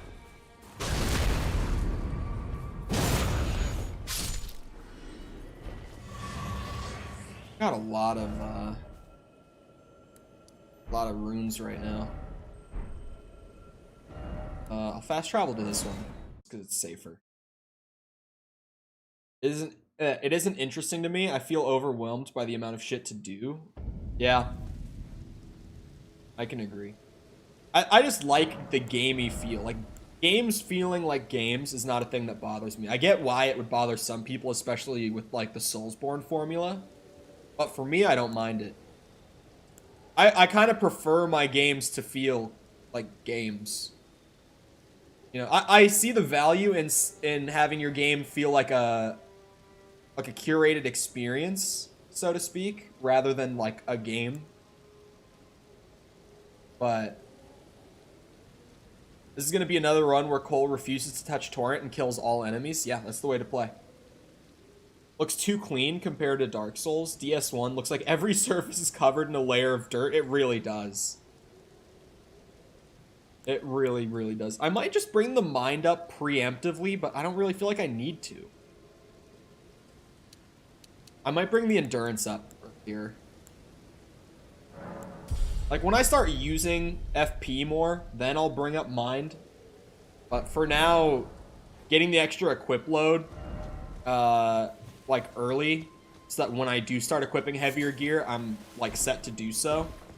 On top of getting, you know, that slight increase to my stamina bar, it's just gonna be nice. It's just gonna be helpful. Oh, come on. Alright, let's go find patches. I'm probably gonna want to go down this way so that I can actually get into the river. Right? I don't know. I'll follow the ravine and see where I can actually, like, enter. Where I can actually safely get down there.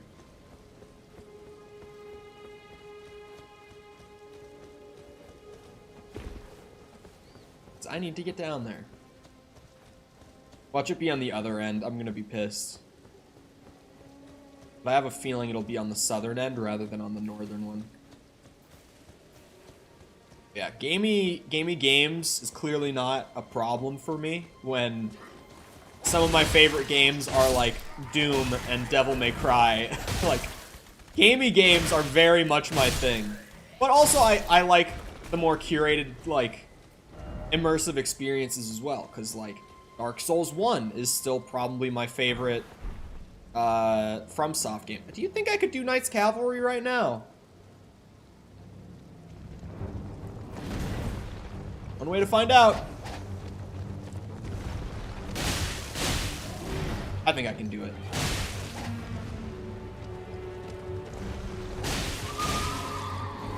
Like, if he's here and I'm here, I don't see much reason to not do it. Ow. Oh, hold on.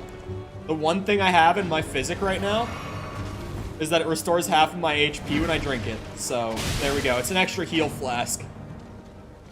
That's all it's doing for me right now. Gotta kill his horse, man. Oh, I got shoulder bumped.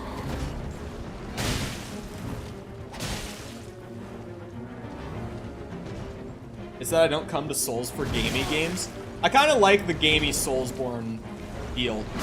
For replays, though. Like, Souls 1, as like a first playthrough, has a way better feel than Elden Ring's first playthrough, in my opinion. But for, like, just replays, like, I am definitely going to replay Elden Ring way more than I replay Souls 1. Like, now that I've finished it the first time. And it's because of, like, the amount... I did not know he could resurrect the horse. I've always just dropped him so fast after I kill the horse. I've never seen him do that. Oh, God. So I kind of do want to aim for his legs, then. It's not really about killing the horse like I thought it was. It's like, if you can put out a ton of damage... Oh, what? No!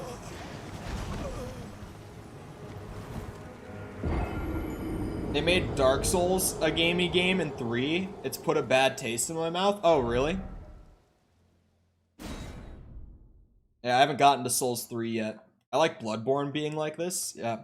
And, like, if we're being honest, the basis of Elden Ring, like, formula-wise, is clearly Dark Souls, right? Like, it's a very clear... like, Dark Souls was used as a base to work off of. Because, you know, Bloodborne is, like, its own thing. Sekiro is, like, its own thing. Elden Ring very much used Dark Souls as a jumping off point to work from. Like, if we're just talking gameplay-wise, I said it once before. I feel like Elden Ring, in a sense, is just kind of like a Dark Souls 4. Purely gameplay-wise, like, not lore-wise or anything like that, because, like, yes, I know that they're not the same story or world or anything, clearly. But, like, just gameplay-wise, it feels very much like a Dark Souls 4. Which is not a bad thing. I've also said in the past that Dark Souls 1 is, like, very clearly just a Demon Souls 2. And I also stand by that statement. Like, again, not story-wise, just gameplay-wise, like, Dark Souls took so much from Demon Souls, and then Elden Ring took so much from Dark Souls. While Bloodborne and Sekiro were, like, very much their own feel gameplay-wise. Like, clearly, those two still use parts of the formula that have been around since, like, Demon Souls, and they've stayed around through Dark Souls, but they're not as close to the Dark Souls feel, gameplay-wise, as something like Elden Ring is. 3 took a ton from Bloodborne? Really? Ow. It's kind of weird to see, especially now that you've thrown that out there, it seems weird to me that, like, Sekiro is not something that really has had influence on Elden Ring, at least not that I've noticed. Like, maybe there's something that I'm missing that a lot of people have drawn comparison to, but but I really haven't noticed much of any Sekiro influence here.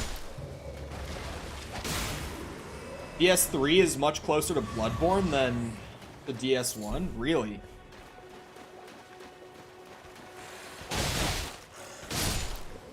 Oh, I guess the stealth. Yeah, I remember seeing the stealth and being like, oh, Sekiro. But, yeah, I would... Never mind. I guess if you just take those two mechanics, then yeah, it did pull from Sekiro as well. Interesting. I really don't think the next FromSoft game is going to be Soulsborne.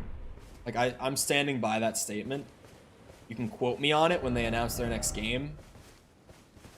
I've got a pretty strong feeling they're not doing a Soulsborne as their next title. It just seems like all the circumstances around their next title are just pointing towards it not being a Soulsborne game. Oh! I got rolled. Like, I got actually rolled. What the fuck? I just got dropped. Maybe I need to go above 20. Maybe I just need better armor. I feel like I'm not really wearing armor on this character as much as I'm wearing, like, rags. Do you mean more like Sekiro? No, I mean, like, way less Soulsborne than Sekiro.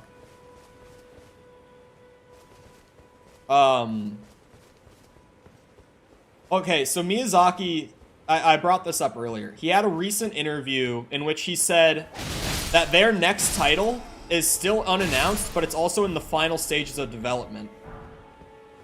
And he also had a comment in there about how newer fans of FromSoft's work might not be very enthusiastic about it, but older fans of FromSoft's work will be very enthusiastic about it. So, it might be, like, I don't want to say Kingsfield, but it could be Kingsfield. Could be Kingsfield 5, but I doubt it will be. I'm honestly thinking it might be, like, Armor Core or something. It seems like it's definitely a continuation of one of their IPs, but I don't think he's talking about, like, Demon Souls or something. That would be nuts. It could be. Like, it very well could be Kingsfield or, like, Armor Core. If I'm being completely honest, that's kind of what I'm expecting out of their next announcement at this point. Because that's just such a weird thing to say, right? Because it's like, if newer FromSoft fans aren't going to be happy, then that means it's not going to be a Soulsborne, right? And it's like, sure, Soulsborne has been around for almost 15 years now. But if older fans are going to be happy, then, like, what are they going to do? Bring the Soulsborne formula back down to its most basic elements, like in DS1 or Demon Souls? Like, I doubt they'll do that. I genuinely think it's going to be one of their older IPs. Like, pre-Demon Souls IPs. If I had to put, like, a strong bet on any of them, my strongest bet would be put on Armor Core. Which is a franchise that I know nothing about, aside from the fact that it's like mechs and Gundams and FromSoft makes it. That's like all I know about Armor Core, but I know that it had a pretty decent like culty fan base. Not culty like culty, but I mean like cult following type fan base, you know? I know that it had a pretty strong fan base back in the day, and I really wouldn't be surprised if that's what they're making right now. But also, I feel like we'll probably get an announcement by this time next year. And I honestly, from the way that he talked about how its development is going, it sounds like it will come out, like, by the end of the year next year. Oh my fuck, I didn't know there would be a third one. There's also that one ninja game. There is. They're fighting each other? Wait, what? What is this? Yeah, what's that ninja game? Hold on. Now I forgot about that.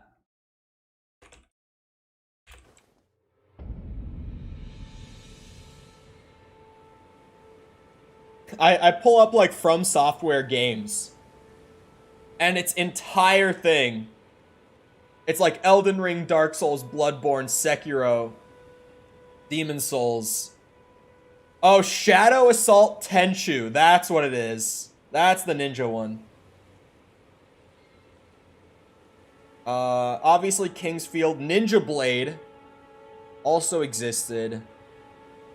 Armored Core. I really think it's going to be Armored Core. Like, that was their biggest franchise pre Soulsborne. Kingsfield was like their OG, like that was their first franchise they did. But then once they did Armored Core, like there are so many Armored Core games that they did pre-Demon Souls. Hold on, let me count them. I have their list of games up here. So there's 1, 2, 3. I put up a preemptive 4, but 4, 5, 6, 7, 8, 9, 10, 11, 12, holy shit, 13, and then Demon Souls came out, and they never went back to it. I'm fact-checking myself on this? Yeah. After Demon Souls came out, they never went back, but they made 13 Armored Core games. And that's not just because they really liked Armored Core, it's because they did well. That guy has the Nagakiba. He's here to help. Did you kill him so fast you didn't see the other dude last time? Like on first playthrough? Yeah, I've never seen the second guy pop up. I recognize him. That's the guy that was up in the mountains. I saw his hat, and I recognized the hat. And I know that he said when I saw him in the mountains, he said something like, "I'm not who I was when we last met," something along those lines. Like his name changed or whatever. Shabriri. His name was Shabriri. But I remember when I saw him in the mountains, I was like, I don't think I've ever seen you. Like, I remember saying that out loud, because I was like, I don't think we've met before, but okay. This is where I would have met him, but I think that the first playthrough, I just dropped the guy so fast that I never did.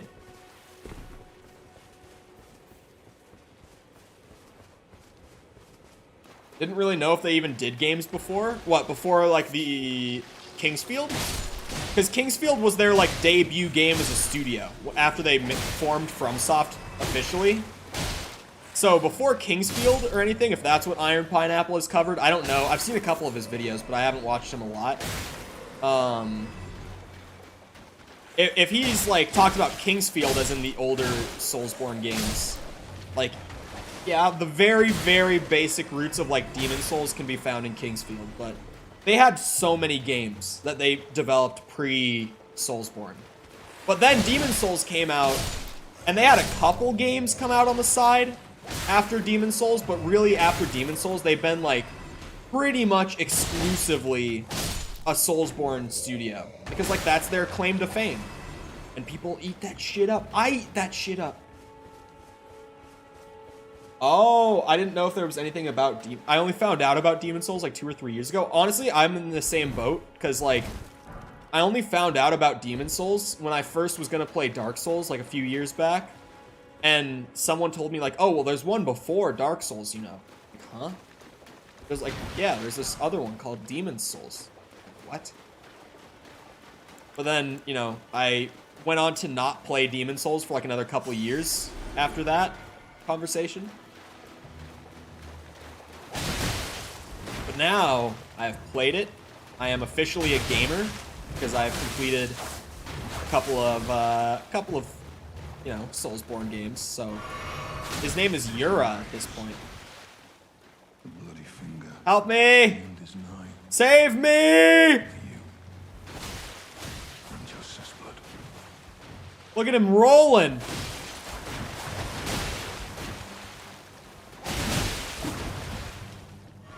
Oh my. We can't me and Yura can't damage each other, which is super nice. I can actually just gank the fuck out of this guy. But did you guys see that the Skyrim co-op mod is gonna officially come out in like a week or so?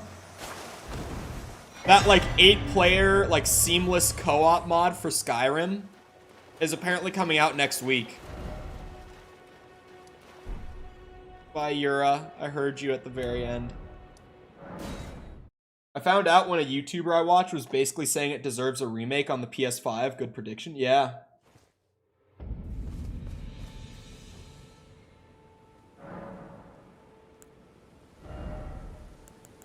Oh, no, it's not out yet, but it's coming out, like, really soon. My only thing that's, like, kind of a bummer is I don't think it's coming out for... I think it's for Special Edition. But I don't own Special Edition. I just have, like, the original release of Skyrim.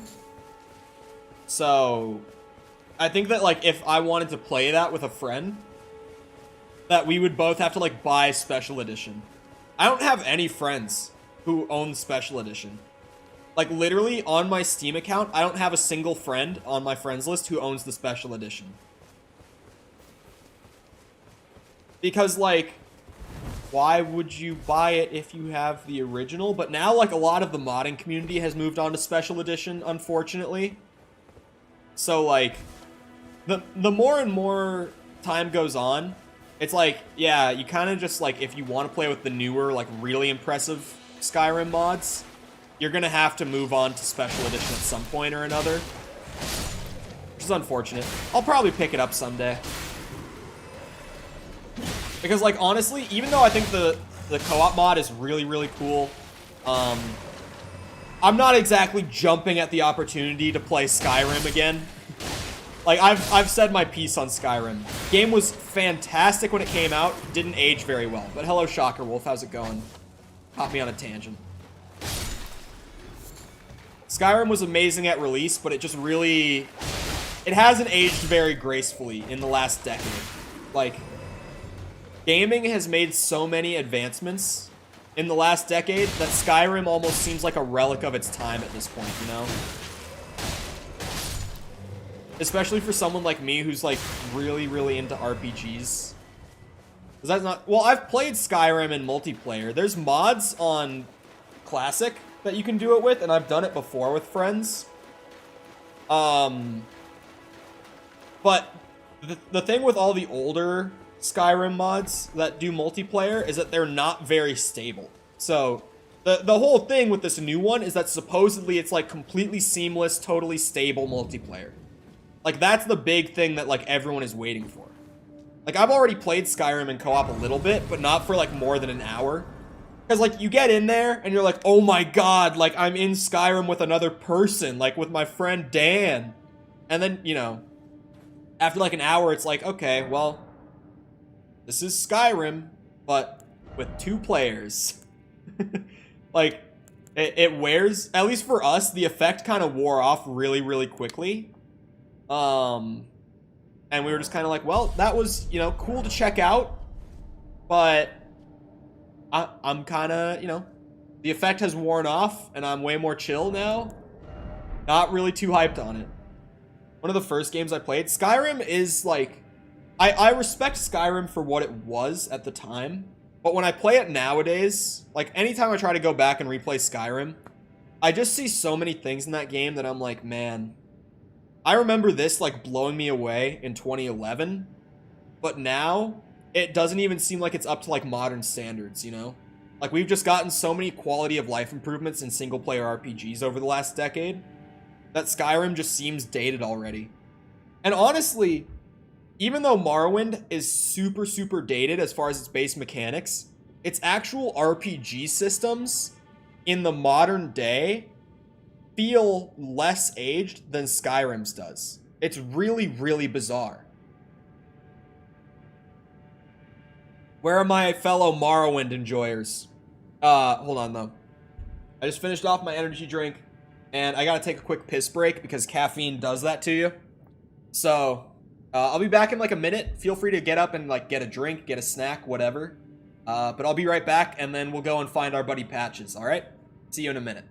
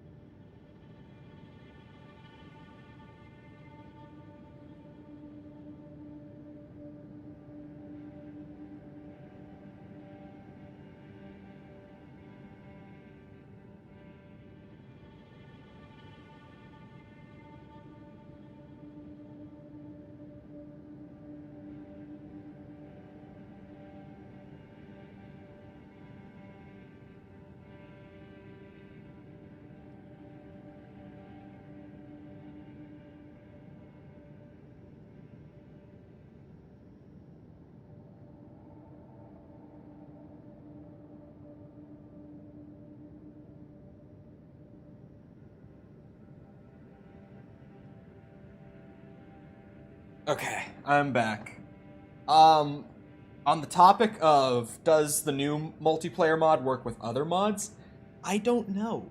Because you would really, really hope that they somehow got support set up for that, but it would be so hard. Like, technically speaking, I just don't know how they would do it. And I'm just kind of like, I really hope that it does. But I don't know that it will, you know? Great. Instant poison! You love to see- ah! Yeah, Morrowind is like, it's definitely a much slower game, just because of like its base mechanics and everything. So like, if you're someone who's super, super used to like only playing like modern RPGs, it's gonna be really hard to get into. But it's so worth getting into. Love Morrowind. Morrowind, like, by far. I mean, as long as you get like the code patch installed, like Morrowind with mods, because that's just every Bethesda game, you have to add the caveat of with mods, is fucking fantastic. You get like a couple graphics additions that are like vanilla, but just clean the game's visuals up a bit. You get the code patch to fix most of the bugs, and that game is just fucking awesome. Alright, come on, buddy.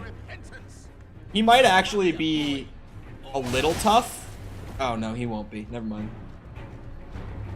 I was like, I don't know, because, you know, I remember it being easy. But I also fought him after I did a lot of other stuff I haven't done yet on the first playthrough. Ow. When he starts poking me, he's actually kind of... Jesus. And the stutters aren't helping.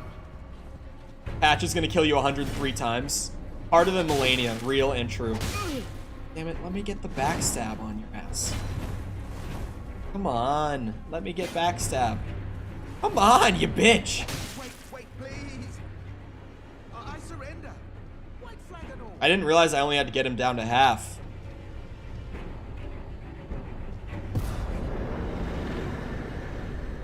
Yeah, that wasn't very bad at all. Have you? I knew you would. You're a man of reason. True and true. That's me, man of reason.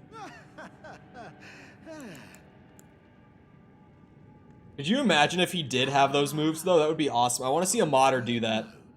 You're tarnished, like me. Now, how did I get that wrong? I took you for a Yeah, I don't know why kicking got taken out of being... I don't know why they made kicking not a universal mechanic in this game. A true man of reason. Just what I like about you. I'm Patches. Yeah, New Game Plus, I was shocked by how easy it was the other day. Like you, only free-spirited. Like, Nomadic. it is so easy to play New Game Plus in Elden Those Ring. retired soldiers turned bandits. They're paying for my gruel. In exchange for my, well, showing them the ropes. But honestly, this looting racket is bloody terrifying. How are there so many bloodstains in here? I'm ready to wash my hands clean. Maybe set up. Not to be that guy, but like, So how? don't be a stranger. I'll be ready to wheel and deal come next time. Alright, so I just have to... To pop back for another visit. I just have to leave and come back and he'll have his shop set up. Come next time. I just gotta go rest at the Grace or something and come back. But yeah, the only other Souls game that I've done New Game Plus in before playing this is Demon Souls. Like, the only one that I've actually done a whole New Game Plus run. And Demon Souls New Game Plus is pretty hard. Like, pretty fucking hard. Because they, in that game, tried to balance it out so that the enemies would be, like, completely accounted for the fact that you would have an endgame build going into it. But Elden Ring really didn't feel that way. Like, even Margit, I went up to him with, like, a new build that I threw together after a random respec and was just like, oh yeah, let's just try this. And just, Margit got rolled. Like, I barely even had to put in effort. Like, if I had kept my fucking Rivers of Blood build and gone up to Margit, oh my god. It just would have been lights out for him immediately. Like, obviously, if you have a really strong build, it's going to be, like, infinitely easier, too, but even when I didn't have that build, like, It was just insane. I didn't even do the tutorial when I hopped into New Game Plus. I should have done it. Well, nice of you That to would have been try. hilarious. It's all a bit ad hoc, Soldier of but I'm Godric sure you'll find something. And welcome with to fucking like Backseating. fully scaled endgame You won't build. need a refund, 'cause everything's top notch. All right. 5K for a key? I want that key though. Like I really do. Oh, I need to get the crafting kit. Do I? Let's be honest, do I need to get it? I probably should. Because at some point I'm sure that I'll want it. Really, I feel like I need to save for the 5K and come back to him. Hold on. Got a couple notes here of stuff that I wanted to...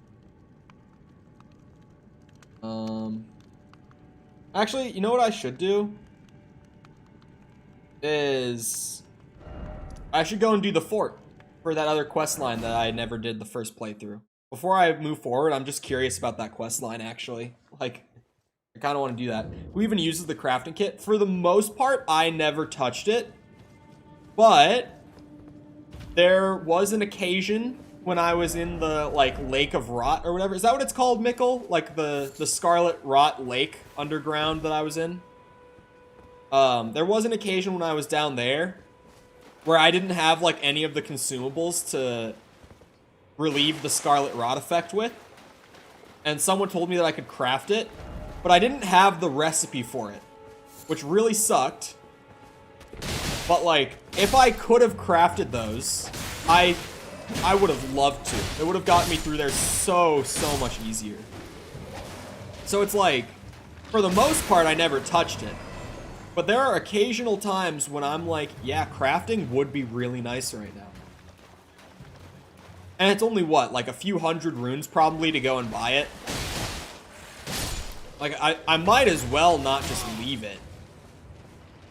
Like, it'll probably at some point during the run be helpful to have. And if I don't have it at that point, I'm gonna be pissed. Like, I'm gonna be very upset in myself, or with myself for not getting it. Fuck this bug. Jump, jump, jump. But yeah, I want to go and do that fort. I think there's a boss at that fort, right? What ending are you trying to get? Okay, so first run, we did the Ronnie ending. Like, the one where she pulled the moon out. And was just like, this is us, we rule now. I did that the first time. This time I think I'll probably just go for like the standard ending, which it seems like all you have to do to get like the normal ending is just after you kill the Elden beast, is literally just like go up to that thing in the middle and press Y on it. It seems like that's all I had to do to get like the normal ending, so to speak. Or like the default ending, I guess. So I think this time I'll just do that. I didn't like go on YouTube and watch the alternate endings because I didn't think of it. And honestly, I'm fine with getting the other endings on like subsequent playthroughs and just seeing it for myself, you know? Like, it might be more entertaining to do it that way than to like see it in a YouTube video. Chop, chop, chop. I wanted the ash. I was here for the ash, not the crabs. Oh my god, there's 3 of them. 1 is bad enough. Oh my fuck. They're killing each other.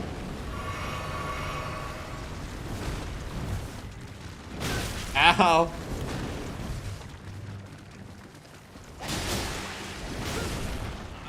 Fuck off. He grabbed my ass. Let me go.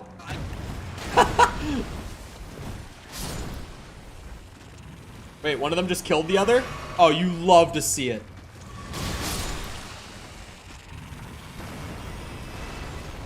Make some crab legs. I don't think I've ever had crab legs. When I was a kid, I fucking hated crab. Like, the couple times that I tried it, I thought it was super, like, bleh. But I've been coming around to it more and more as I've gotten older. And honestly, I should try crab legs sometime. because I've really started to enjoy crab, and like I've never really had it on its own though. It's always been like mixed in with other stuff, you know, like part of a sandwich or something. Put tartar sauce on crab? That seems wrong. Is that a normal thing to put tartar sauce on crab? I swear there's an ending where you marry Ronnie. No, it wasn't an ending. In my first playthrough, I did end up marrying her, but like, I think that's like a precursor to actually. Oh shit! He kicked me. I'm pretty sure that like marrying her is a precursor to being able to get her ending, right? Like if I hadn't married her earlier in the game, I wouldn't have been able to get that ending. I think. I don't know if that's 100%, but I think that you need to have married her to get the ending with her. Where she like pulls the moon out and is like, yep, this is the world now. The moon rules. You have a great time? Yeah, I need to try like crab legs sometime, man. Because crab is pretty tasty. I don't know why I hated it so much when I was younger. I think probably one of the couple times that I had it, it must have been like fake crab. Because like, fake crab isn't bad. I've certainly come around to the taste of that too, like imitation crab, but it's not the same. Never had crab though. It's pretty nice. But again, like I've never really eaten it on its own. It's always been like as a part of a dish, you know, not just like straight up like, oh yeah, just dig into some crab. Also never tried crab cakes. Are these guys not gonna fall down? Gotta try crab cakes sometime too, because I know that people who like crab fucking love crab cake. So like, I definitely have to give that a shot at some point. Oh, come on. I haven't checked my smithing stones in a long time, but I don't think I've really gotten any. Having both of these at +1 is really nice, just for the extra damage though. So like, if I could even get one of them up to +2, that would be great. Let's see. I've got 2 of them, and I need 4 for the next upgrade, so. Oh, this run is gonna be so smithing stone heavy. Like, I thought about this already, but.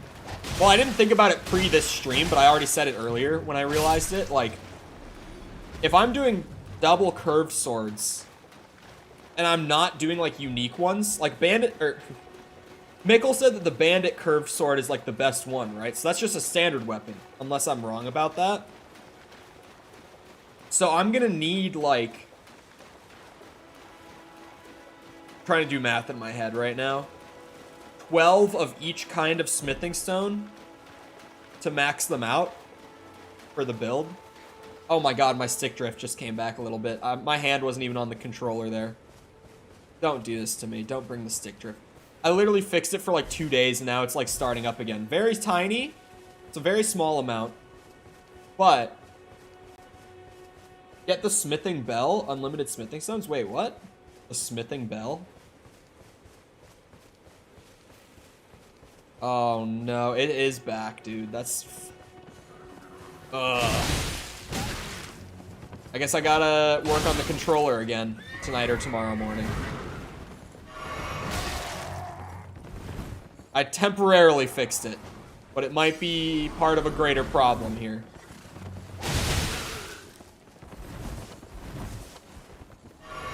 Oh, the bell bearings.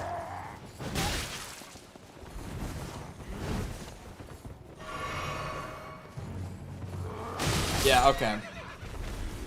Wait. They don't have a limited stock in the shop from the Twin Maidens?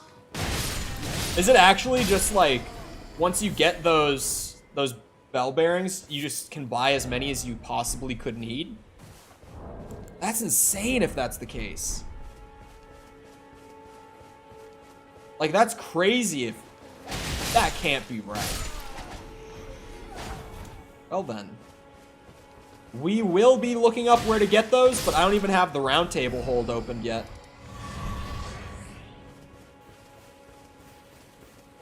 So I'm assuming I just have to like talk to Melina or something. I don't remember how to open up the Roundtable Hold, which is interesting.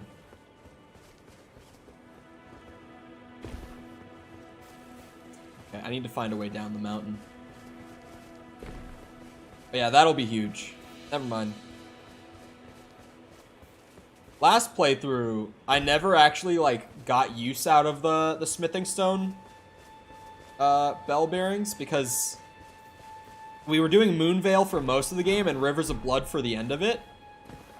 So you only need like one of each somber rarity to max those ones out, like the unique weapons or like the, I don't know what you'd call them. I have been calling them the unique weapons.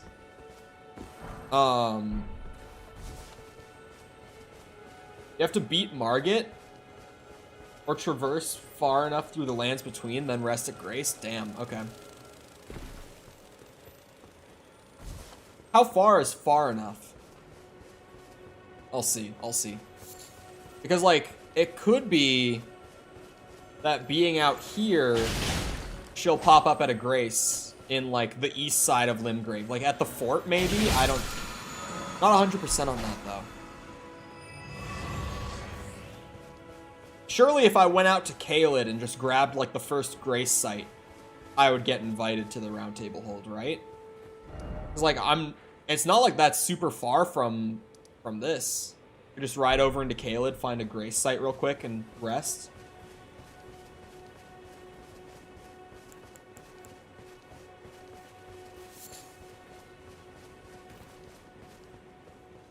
Drop.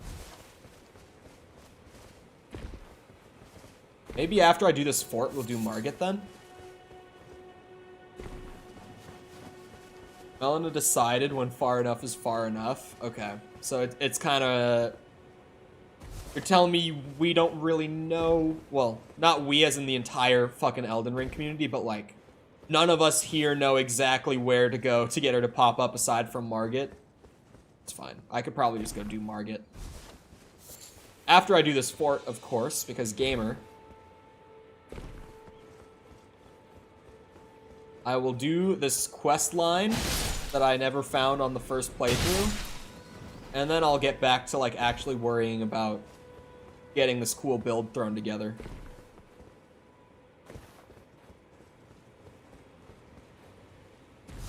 We'll drop. We got bears. Got plenty of bears. Are you able to go all healing flasks and no FP flasks, by the way? Because, like, as of right now, I'm just not using FP. Like, not that I necessarily need the 5th heal pot, but, like... Oh, I did not mean to drink that. I meant to call Torrent. That's the habit from the first playthrough, having Torrent in that slot instead of the Physic. That was just, like, muscle memory. I tried to hit down on the D-pad twice and call him.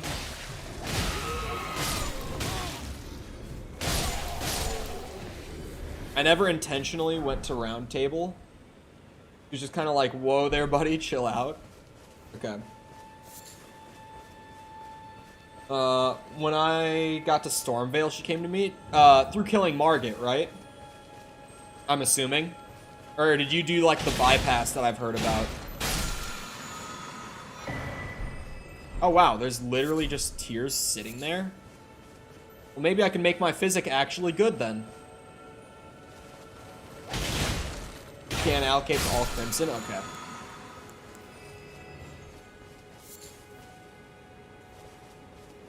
I'm gonna do that until, like, I have an Ash that I'm using or something. Like, there's just not much point to having an FP flask at all right now. Because, like, I'm genuinely just not using FP. Why would I carry it around? Didn't kill any boss at the time. Yeah, so I didn't know on my first playthrough that Margit was optional. Because, like, clearly, it's set up so that the Guidance of Grace takes you to Margit. Like, you don't have to fight him, but he gets, like, his own big cutscene and everything. Like, he's one of the bigger bosses. Or, I should say, he's one of the actual unique bosses, is what I mean by that.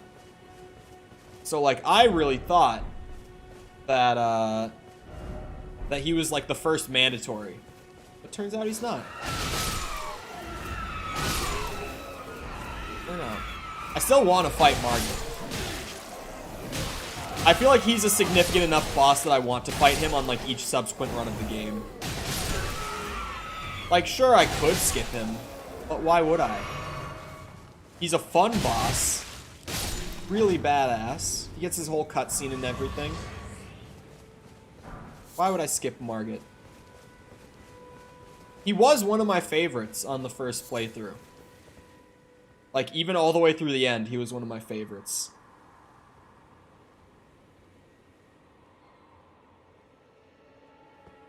I'm starting to get the lore.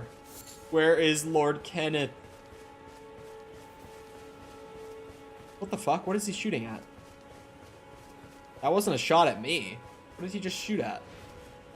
Oh, he's shooting at the knights? What? Or no, these guys? Oh, is it a knight up top and... Okay, never mind. Hello, A3000. How's it going? Hey, bitch! Fuck your shield. Ow. Blood Dragon build? Yes, sir. We're going for a little double curved sword action.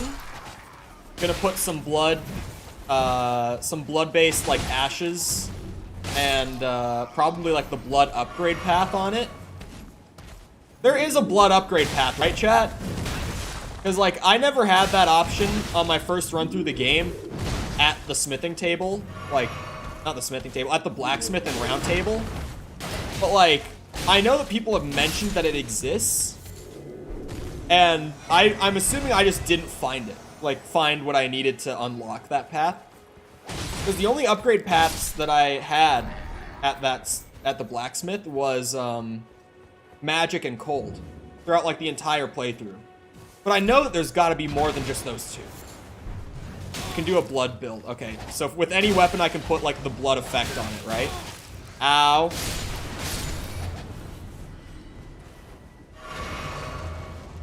If only I knew that at first. Knew what at first?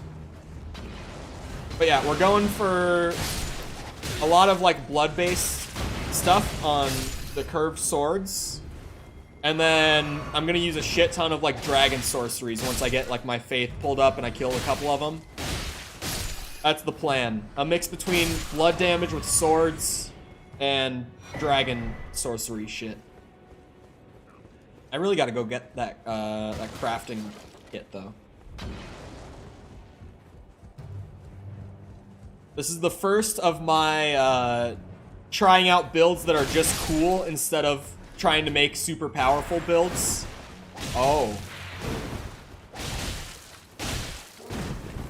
You're way easier than the one with the spear. Holy shit.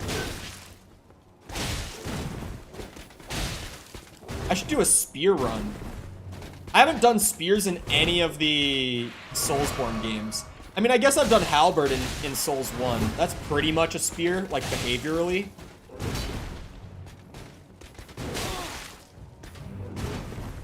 But I didn't do it with a shield. I did it two-handed.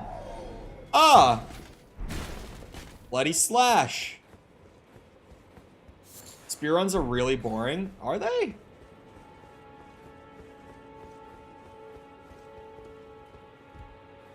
If you put the right ash on, it'll give you the option to... Oh, okay. I mean, yeah, halberd is pretty much a spear, like moveset-wise in Souls 1. But... I was two-handing it, so I wasn't, like, you know, doing spear but holding a shield up the entire time. That is half of the medallion. Oh, there's a guy on the thing, the ballista. Do I have to clear everything out? The moveset on spears is just whack as fuck, really? God, hiccups. How do I get the Kenneth bitch here now? Now that I've cleared it out as far as I can tell. Oh wait, maybe on this side there's still someone. Hold on. How do we do this? Smithing stone is nice.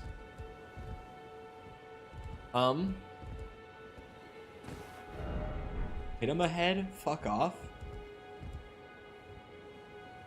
I think it's cleared out. Definitely seems like it is. Oh wait. Now it's cleared out, right? Unless I missed one in here. Nope. Literally just repeatedly stabbing straight forward. Damn. Muramasa Demon Blade. What is that? Game or anime? It's gotta be one or the other.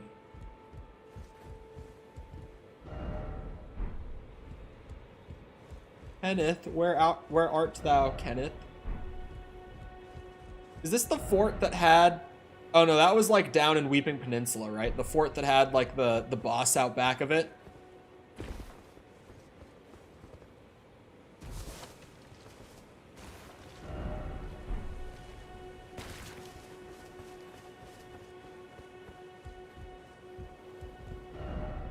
Likely something. It's a book? Okay. Alright. A book with an OST. I mean, I guess it's not unheard of. Like, what was it? Logic, the rapper, did like that thing a few years ago where he like released a book and then he released like an album along with it that was supposed to be like the soundtrack to the book, essentially. It's odd, but I guess it could work. Where's Kenneth? Do I have to go back to where I found him? Because honest... Oh, he was here. He was here. Okay. I was like, I don't remember where I found him. So that's going to be a problem. But he's marked on the map, thankfully. I was in the right general area to begin with, I guess. Wouldn't have been that bad. Endurance 15 might be enough. I don't know how much equip load I'm going to need, though. Let's see. I might put a couple extra points in. I think I had like 18 endurance on the Rivers of Blood. So maybe go for like around that, just that I have like that amount of stamina, roughly speaking. On Wii and Vita? Interesting. I haven't heard of it. I might have to check it out.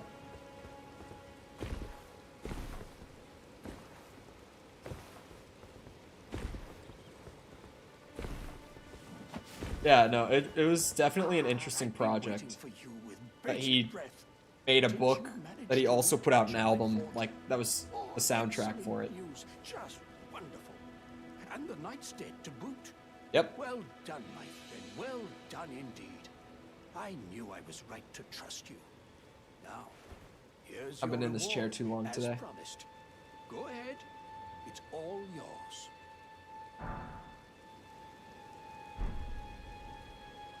Right then, time for me to head to the fort. I've much to do. First, I'll have to re-establish communication with the demi-humans. What's that look? You don't believe me? Well, under the Earth Tree, commingling with the demi-humans is made possible. Even the vulgar shall not be left behind under the rule of Rot Spear and Tree Guardian which is Spear. why I, Kenneth Haight, I feel like a spear build could be fun. ruler of Limgrave, have sworn to uphold it. Just you watch, my friend. Just you watch.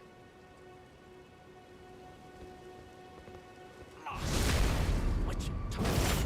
I am Kenneth Haight, and I have seen quite enough. I want the golden seed. I know you have it.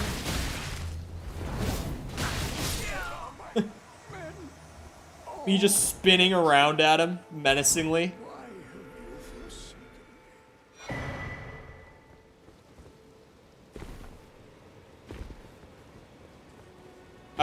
fuck off. I was confused about the say what. Why Kenneth? Everyone told me to kill him. And also, I never found him in the first playthrough, so he can't be that important.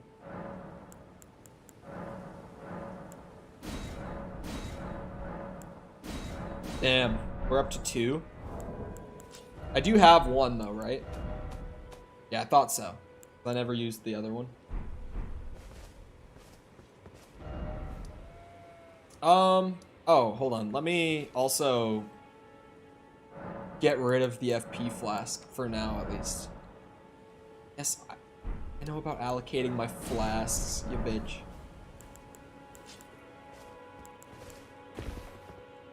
Okay.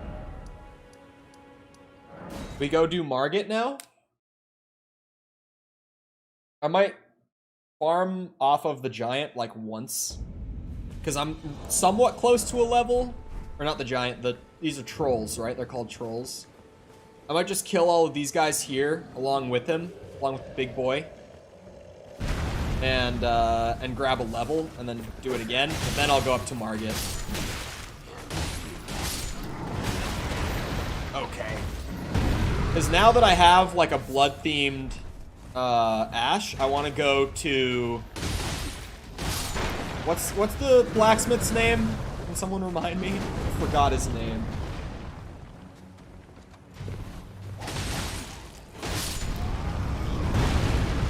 Well, okay, I'm sure that if you ever, for whatever reason, were doing a dagger-based build, it's probably not that bad.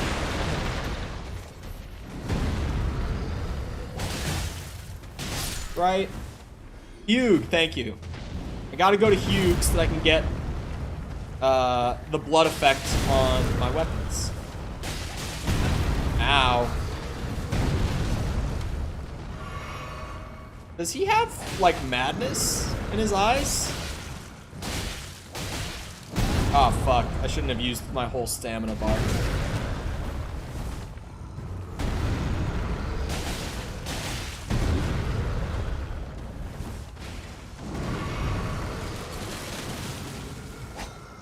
Okay. Oh, come on. The AoE hit me. Duplicate. Oh, true! I'll focus on getting at least one scimitar with Bloody Slash on it. But then we'll go and I'll just like wiki location a lost Ash or something so that I can do that, because that'll be really, really nice to have. Wait, really? Is that what that means? Because he dropped fucking a crazy amount. There isn't another... Oh! This is the only blood-based Ash until Altus Plateau? Holy shit. Good thing I wanted to do the Kenneth thing. I mean, I probably at some point would have, like, brought up a wiki page for blood-based Ashes, but, like, fuck, okay. You know what? 17 endurance. I might leave it there for the time being. If I need more because of like a equip load or anything later on, I can obviously spec more into it. There might be one in Caelid. Damn. It's actually kind of brutal. But I guess like Blood Loss is a really strong status effect, right? So I wonder if they left more of them for endgame intentionally, knowing that like it's probably one of their stronger effects. Unfortunately, for someone like me who wants to focus more on making the builds look cool rather than making them overpowered, okay, I want to make it look really cool, but also I wanted it to, what's it called? To not be super overpowered. Like, I don't want to be rolling the entire game with it, right? So it's unfortunate for me that the blood-based builds look the coolest. Ow.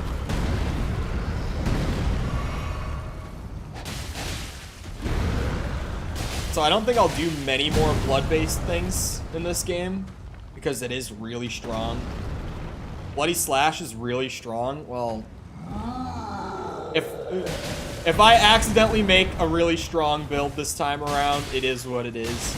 I'm sure that the later Ashes won't be too overpowered. Like, surely I can find a blood-based Ash of War that's not overpowered or anything, right?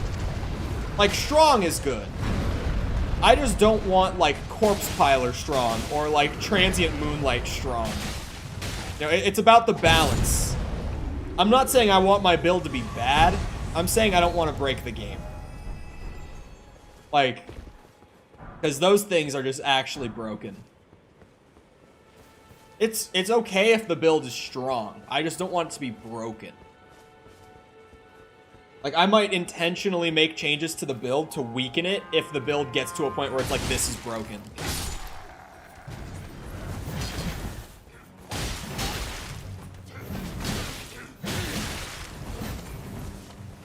Don't get seppuku when you get to giant tops? Really?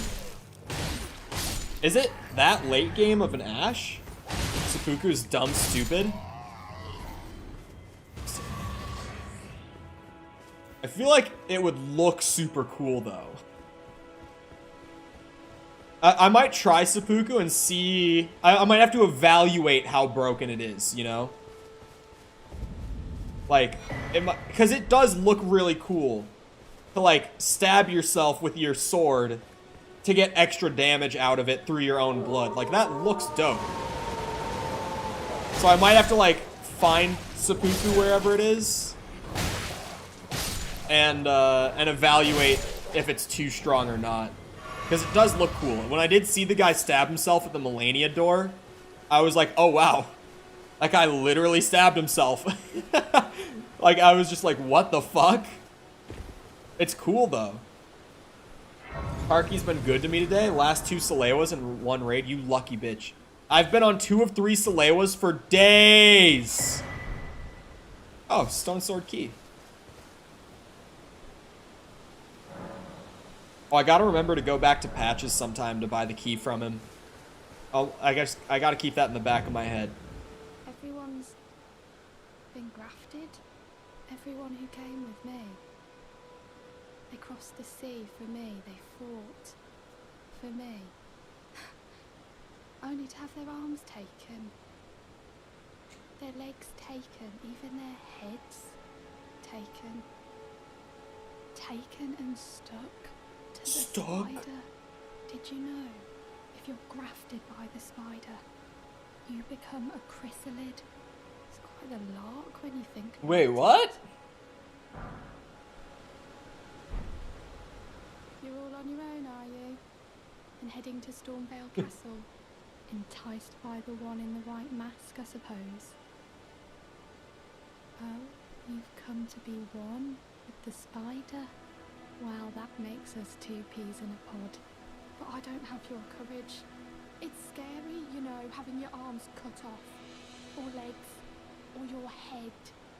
I want to be like everyone else, but I'm just too scared. I'm nothing but a craven. What is a... Oh, Birmingham. Okay. Can you take this little one along with you? Oh, I got the jelly. Nothing deserves someone braver than myself. And the spirits look rather fondly upon you. They do? They'll be glad of your company, I think, the little one. It's It was a Peaky pleasure to Blinders. see you. I have not watched Oh, Peaky Blinders. Can you pass on a message? I don't really know if I will. If you see the little chrysalids in Stormvale Castle, tell them I love them. And that, despite my craven heart, I'm sure I'll be joining their club soon enough. I'm What? getting the hang of this whole pain thing, you know. Doesn't she end up in the round table? Come, tell them I Isn't love she the chick that upgrades the ashes for you? After you just, like, do the whole talking back and forth thing between her and Hugh? What shows has Cole watched? I'm not a big TV guy, so I don't really watch much TV. like, Marvel and Star Wars I keep up on well, because, like, they're part of that, like, much larger whole, so I'm way more interested in, like, staying caught up. Because with both of those franchises, it's like, they're gonna just keep running and running for a long time. And they're franchises that I really, really like. So, I'm more than willing to, like, keep up on those sorts of franchises. But, I don't know. I don't really watch all that much TV. Like, Dexter's probably my favorite show. I've seen Breaking Bad. I've seen Game of Thrones. Like, I've seen a lot of the big ones. But there's a lot of stuff that I'm, like, either super behind on or just haven't seen. Star Wars is mid as fuck. Star Wars, like, the actual movies and TV shows are normally pretty mid. But Star Wars, like, as a universe is great. It really is unfortunate. Because, like, the basis of Star Wars is so good, but each individual piece of media tends to not be all that great. Just kind of how she is sometimes, you know? Weirdly enough, the best parts of the Star Wars universe tend to be in the games, rather than in the movies or in the shows. Like, Dark Forces is fucking amazing. Obviously, Knights of the Old Republic. I haven't played it yet, but I've heard so much positive about the story in, what's it? Is it Jedi Fallen Order? That's what it's called, yeah. I've heard so many positive things about that game's story and how that fits into the universe. KOTOR's the best Star Wars movie. Hey, I'm really excited for the Acolyte show that's going to be in the KOTOR era, supposedly. They haven't officially said that, but, like, leaks are saying that, that, like, the main character in Acolyte is going to be Revan, who's also the main character in what's it called? KOTOR.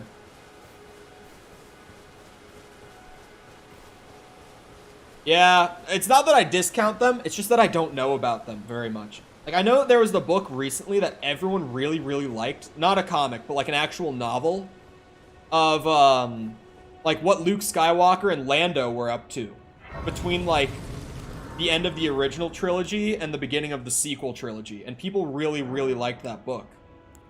But, like, it's a book. So I just know that I wouldn't enjoy sitting down to read through it. I might just preemptively scale mind up to, like, 15. Because, like, I don't need the faith or the arcane yet. I might need a little bit of intelligence. I don't know if I'm gonna need it or not. I know that some of the dragon sorceries that I saw required, like, a certain level of intelligence, so we'll see if 10 is enough or if I need to scale it. Oh, wait, my physic.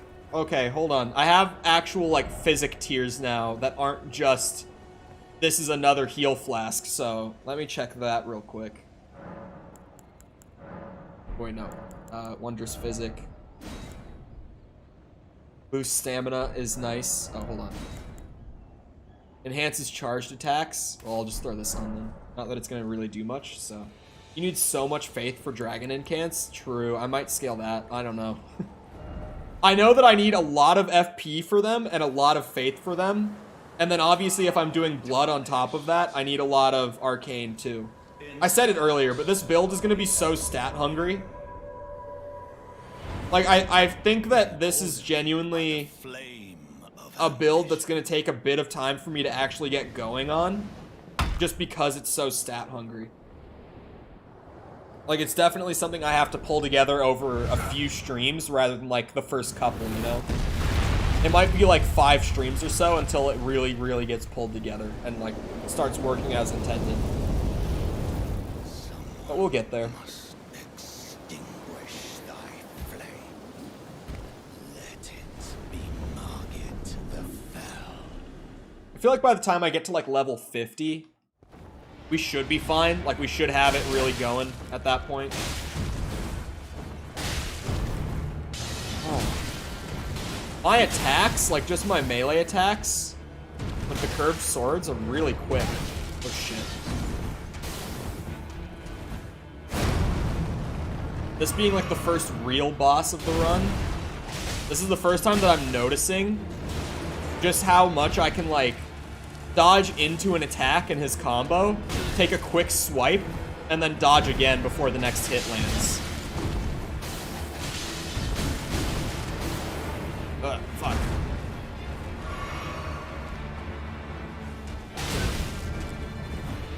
Yeah, I forgot about getting the flask though. Wait, the good dragon sorceries? Or dragon incants, sorry. I just keep calling them that. They take like 40 plus? That is actually so much. Whoa, okay, buddy. Here we go. Timing! Ooh, timing.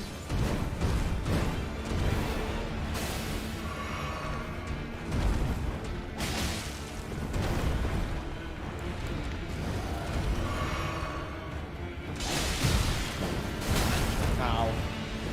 I wasn't using Physic the first time I fought him, was I? I don't think I had found it at this point in the game. Not that there's many, like, insanely useful tiers that I can even get this early, I don't think. Oh, fuck me. No, this is not a first try. No way.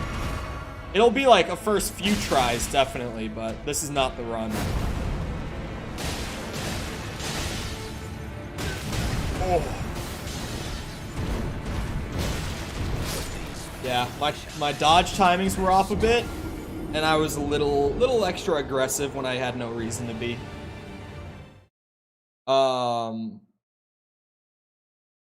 The dragon build on show. I don't even have the dragon stuff pulled together. If I had another heal flask, that probably could have been first try. Not saying it would have been, but it could have been. Wait.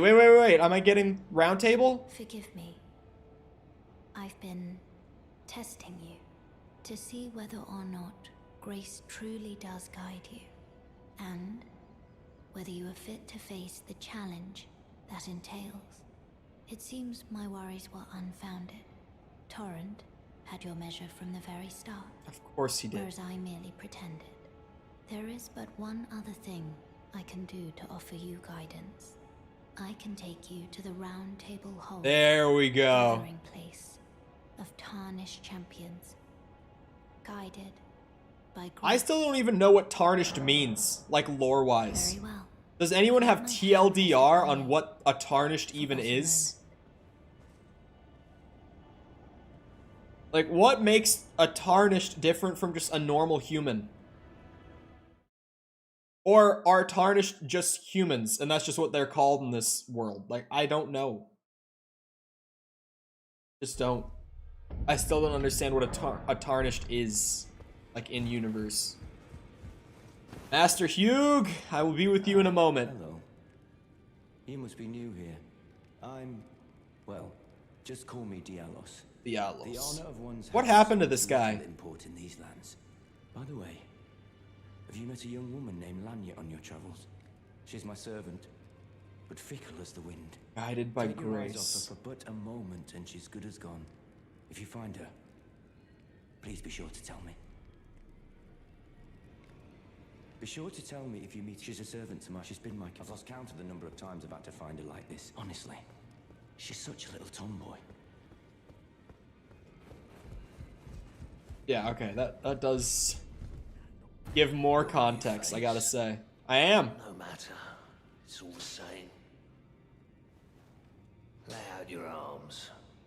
Let's get smithing. Let's get smithing.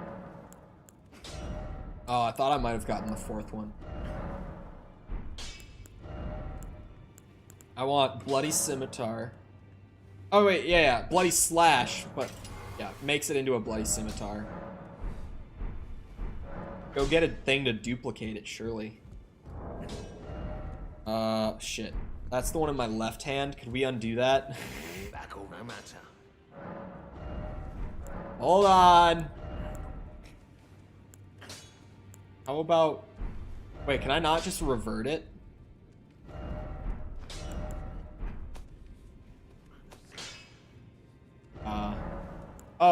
undo enhancement. There we go.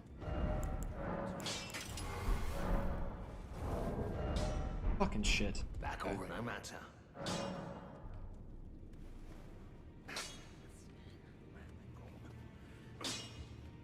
There's like 10 and the rest are zombies, monsters, etc. Not a Souls guy corn? Where did we find Mr. Corn? I thought he was a Souls guy.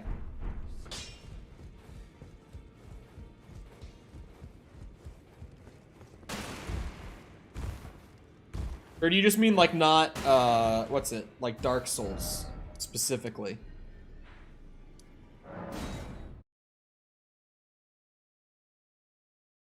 Just put the sword in your eye. Yeah, that was a Cole moment, wasn't it? Okay. Oh, it takes help. Oh, okay. I was like, did we not find you through Elden Ring? Hold on. Elden Ring, what's it called? Lost Ash, I think? Yeah, this is it. Lost Ashes of War.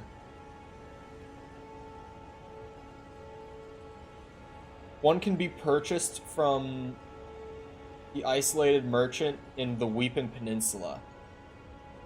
Can be found in his shack that I'm pulling up on the map.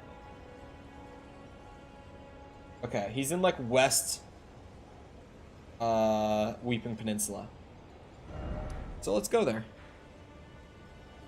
Why is my cursor on the screen? There we go. Torrent! We're gonna kill these bitches and then we're gonna go there.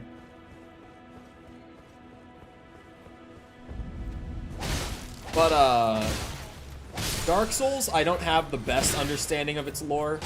Demon Souls is like... I'm pretty sure I've got Demon Souls down. Like, if there's a question someone had about Demon Souls lore, I could explain, I'm sure. Not literally everything, but I feel pretty confident with my understanding of, like, what's going on in that game. Dark Souls, I've got, like, the very basic stuff figured out.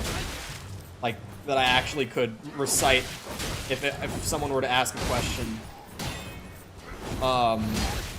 Elden Ring, I don't know shit at this point.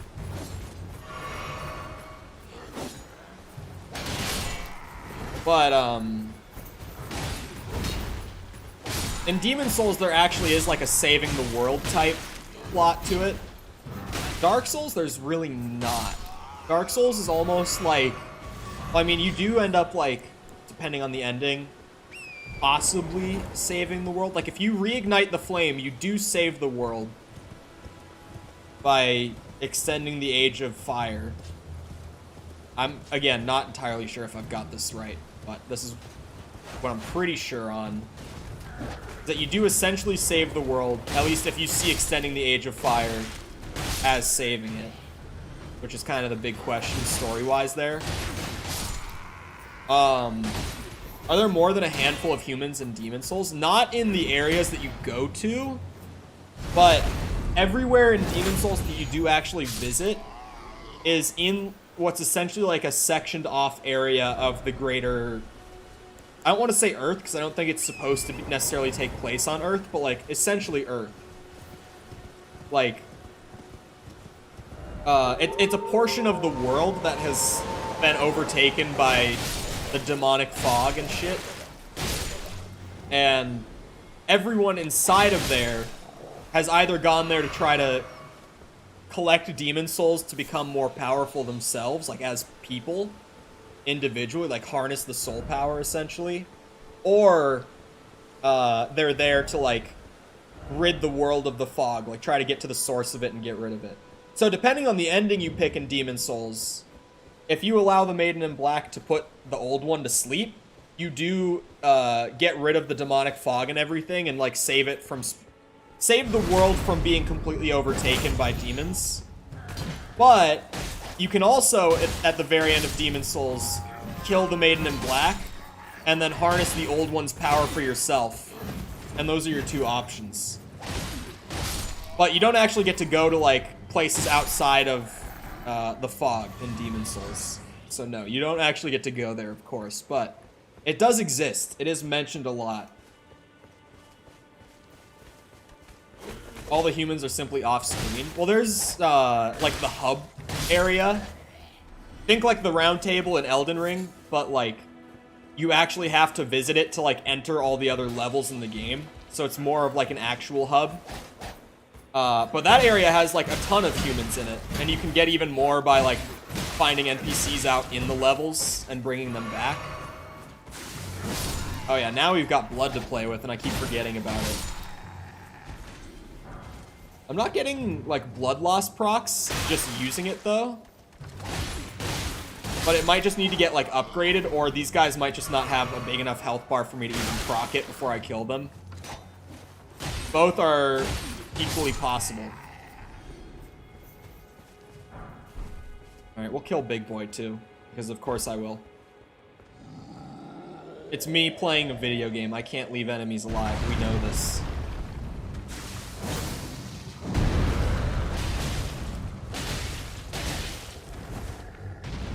And also, surely, once I duplicate the Ash and put it on the other scimitar as well, I'll effectively double my, my blood loss procking. Oh, from Zelda. Okay. Yeah, that would be a big change from Zelda.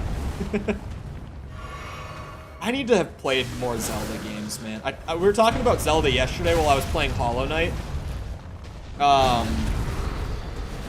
I've played, like, you know, I've played the N64 ones, of course.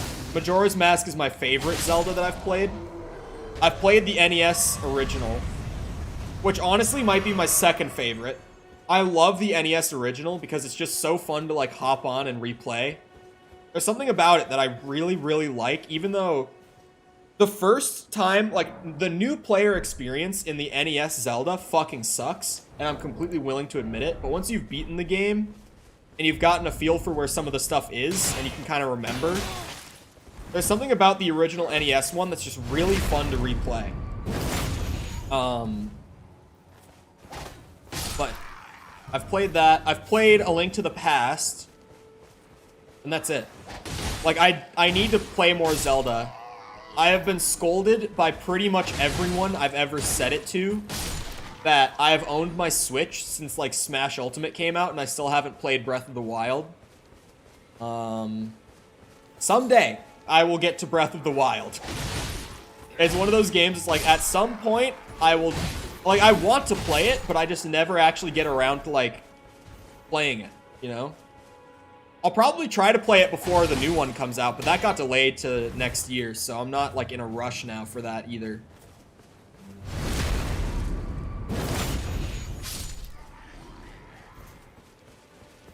But yeah, I need to play Breath of the Wild, like, kind of bad. I can't believe I haven't. Also, I love that I'm clearing out this camp again. Oh, shit.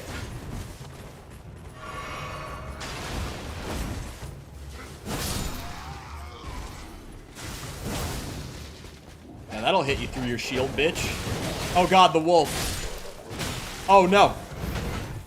Don't you dare. Oh my.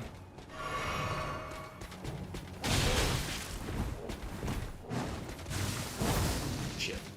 Ah! Oh wait, that doesn't go through his shield. Shit. Hold on, I need to read the thing about Erd Tree and all that.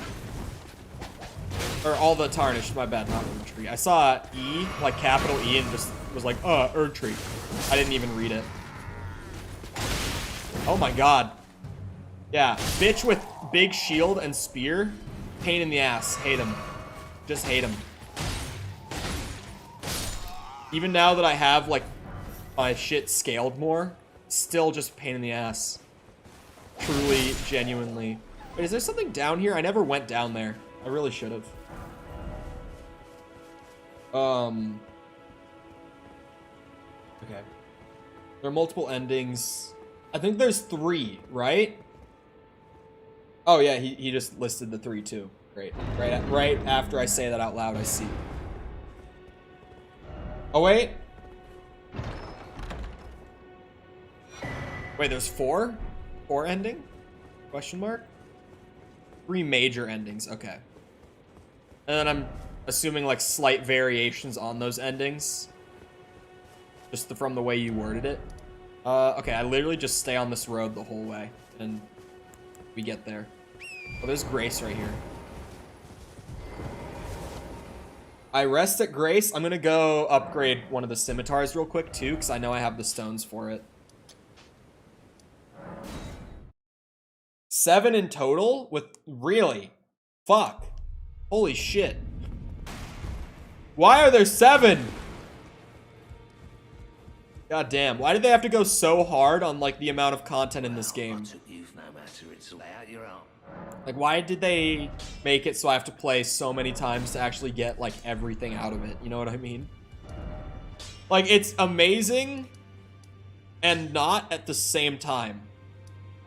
Because on one hand, it's, like, so impressive that there is so much content, but on the other hand, it's like, I have to put so much time into this game to actually be able to see everything for myself. Like, outside of just going on YouTube and, like, seeing it all, I would have to put so much time in to like see everything for myself. Which for some people who like only buy one game very occasionally and then like essentially main that game for a long time afterwards, it's probably great. I play a lot of games. I collect games and I try to do my best to play them so that I'm like able to talk about them with like actual understanding and shit like that.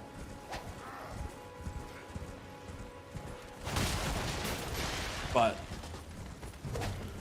for someone like me, it's like, holy shit, there's just too much here. There's just too much. Yeah, that bloody slash is pretty strong. Oh my god, I'm getting stun locked.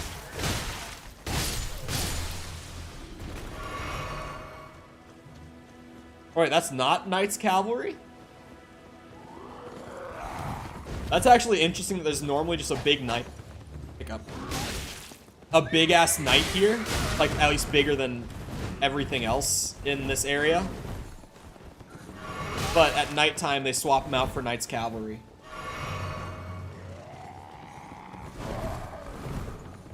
Now I play Elden Ring until Breath of the Wild comes out in a year or two. Yep. Like, for people who just, like, pick up a big, like, content-heavy game and just play the fuck out of it for a long time, this game is great. But for people like me who bounce around, like, a ton, like, holy shit, there's too much to do. Like, if I wanted to actually do it all naturally, god damn. I'm going back. I'm farming a bit. My build is still, like, early, so I just want to, like, get the stats pulled up as early as I can. Because, like I said, this is going to be super stat hungry. So whenever I notice that I have enough for a level, it's like, boom, go grab it. Pulling the mind up to 15. Just because I know I'm going to need it. And now I am using FP. Not a ton, but I am starting to use it. Starting to dip my toes back in, so. Pull it up to just a couple more than default for this class, because honestly it has a good amount to start with. And then I'll start putting into like Faith and stuff like that.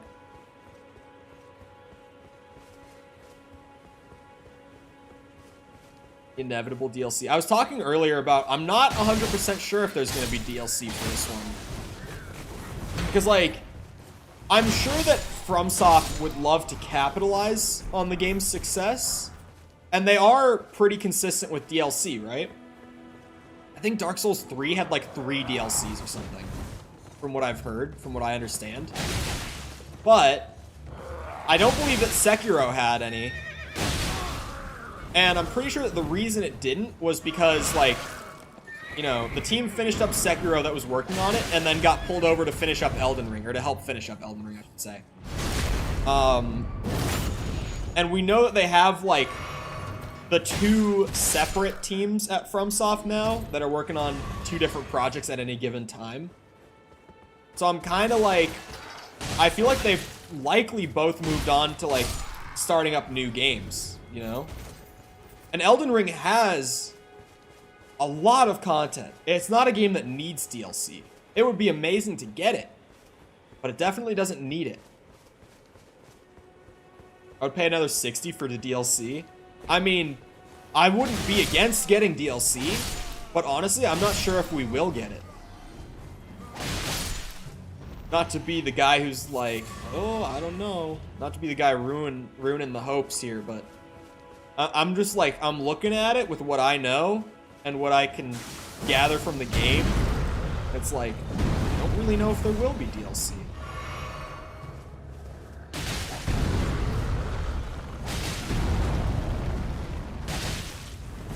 I don't need it, but I would certainly enjoy it. Yeah, that's like where I'm at pretty much. It's like, I am not gonna hold my breath like waiting for Elden Ring DLC, but if we did get it, I would happily buy it and play it, right? But with the amount of stuff in the game, it's like, I don't need it at all. Like, I already have so much to dig into here.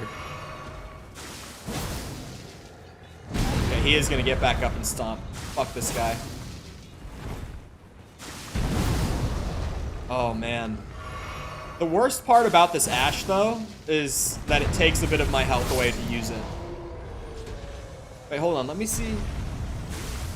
Oh, it's because I'm cutting my hand to do it. I was like, is that what's happening?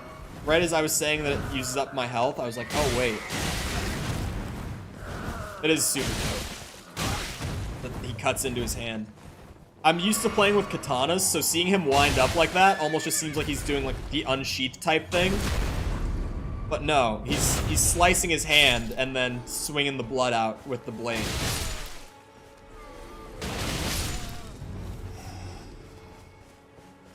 And that's what we love to see, that flashy stuff that also happens to be helpful to have in your kit, like strong to use, but also just looks really fucking cool. That's exactly what I'm going for. It's a poor man's corpse piler, yeah. But I definitely wouldn't want to run corpse piler again, unless like it's been a couple years and I really want to do that build again for a playthrough. Maybe one day I'll revisit the corpse piler build, Rivers of Blood build. But that shit was so strong. Like, so strong.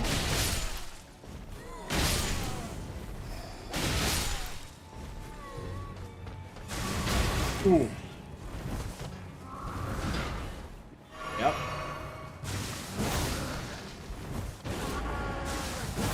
Oh, God. Oh, I mistimed it. That caravan. That's a soul, or a rune farm. Classic Cole calling runes souls, even though he's played like almost 100 hours of the game. It's just, I've said it before, but souls make so much sense. Just at a base level, it's like kill enemy, take their souls to become stronger. And I'm sure that if you're someone who starts digging into lore, like, runes would also make sense. Because I'm sure that they put that into the lore somewhere. Because, like, FromSoft does that. Where they make, like, every mechanic of their games part of the game's, like, world, right? Can't be asked to count by this point. We did it once. Didn't even keep up with counting the deaths. Unbelievable. We don't need to count the deaths. Like, it's...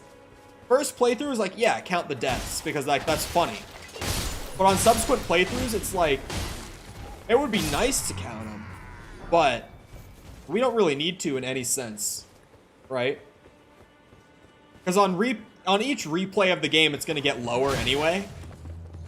Not only because I have a stronger understanding of the game and better grasp of mechanics, but also just like, I'm not going to be doing the all bosses shit again. All remembrances I definitely want to do on like each subsequent playthrough. But all bosses is too much in this game, to be completely honest. Because it's like, it's too much, and it's not like meaningful content either, because it's just copy-pasted.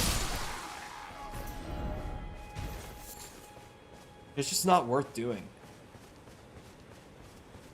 Like, I'm normally pretty able to stick out those 100% type challenges and not really get too bothered by it. The most bothered I've been by it before Elden Ring was the Lego Star Wars 100%, because that got so incredibly repetitive. It's like crazy to me. But the all bosses in this game, it is like, it's that level of repetitive, because it really is like the same copy paste bosses all over. You spend more time at a certain point trying to find each like cave and ruin and catacomb than you actually spend fighting the boss when you get to it, you know? Like the hardest part of doing an all bosses run is just finding everything. Even when you're using the wiki with like map locations and all that. It just takes so long to actually find every single one of them. So it starts to wear on you, and it's just like, man, is this even worth doing? And when you ask, is this even worth doing? At least when I asked it, it was like, no, it's not. I've already fought all these bosses.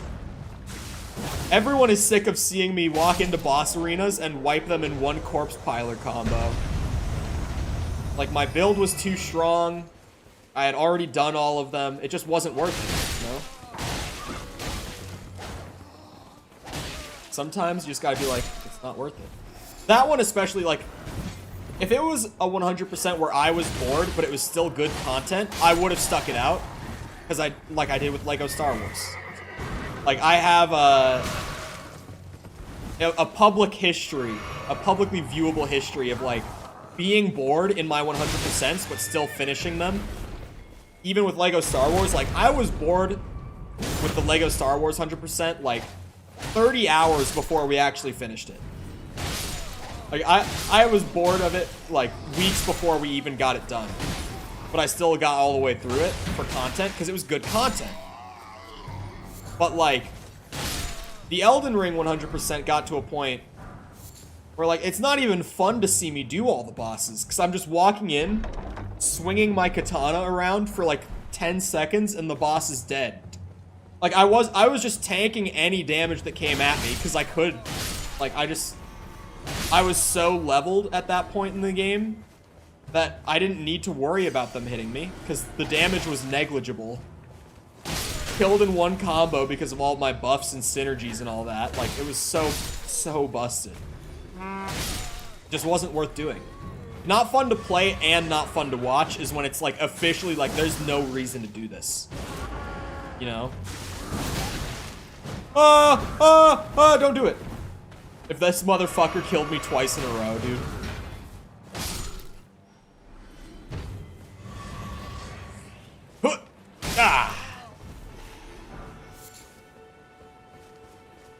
Yeah, the all bosses is like, I can see the completionist value in it to a certain degree, but even someone like me who's like super completionist, I didn't want to finish it. On top of that, no one else was enjoying me doing it. Like, it was just all around a bad time, so I dropped it. And we just finished the first playthrough, and you know what? As soon as I stopped hunting for all of those fucking easy-ass bosses over and over again, that first playthrough was a blast through the end of it. Like, it got so much better after I stopped hunting for every single boss and every catacomb and ruin and all that, you know? Just not worth it. But it's a few minutes past that time. So Dragon D's Nuts adventure is going to be closed for the day.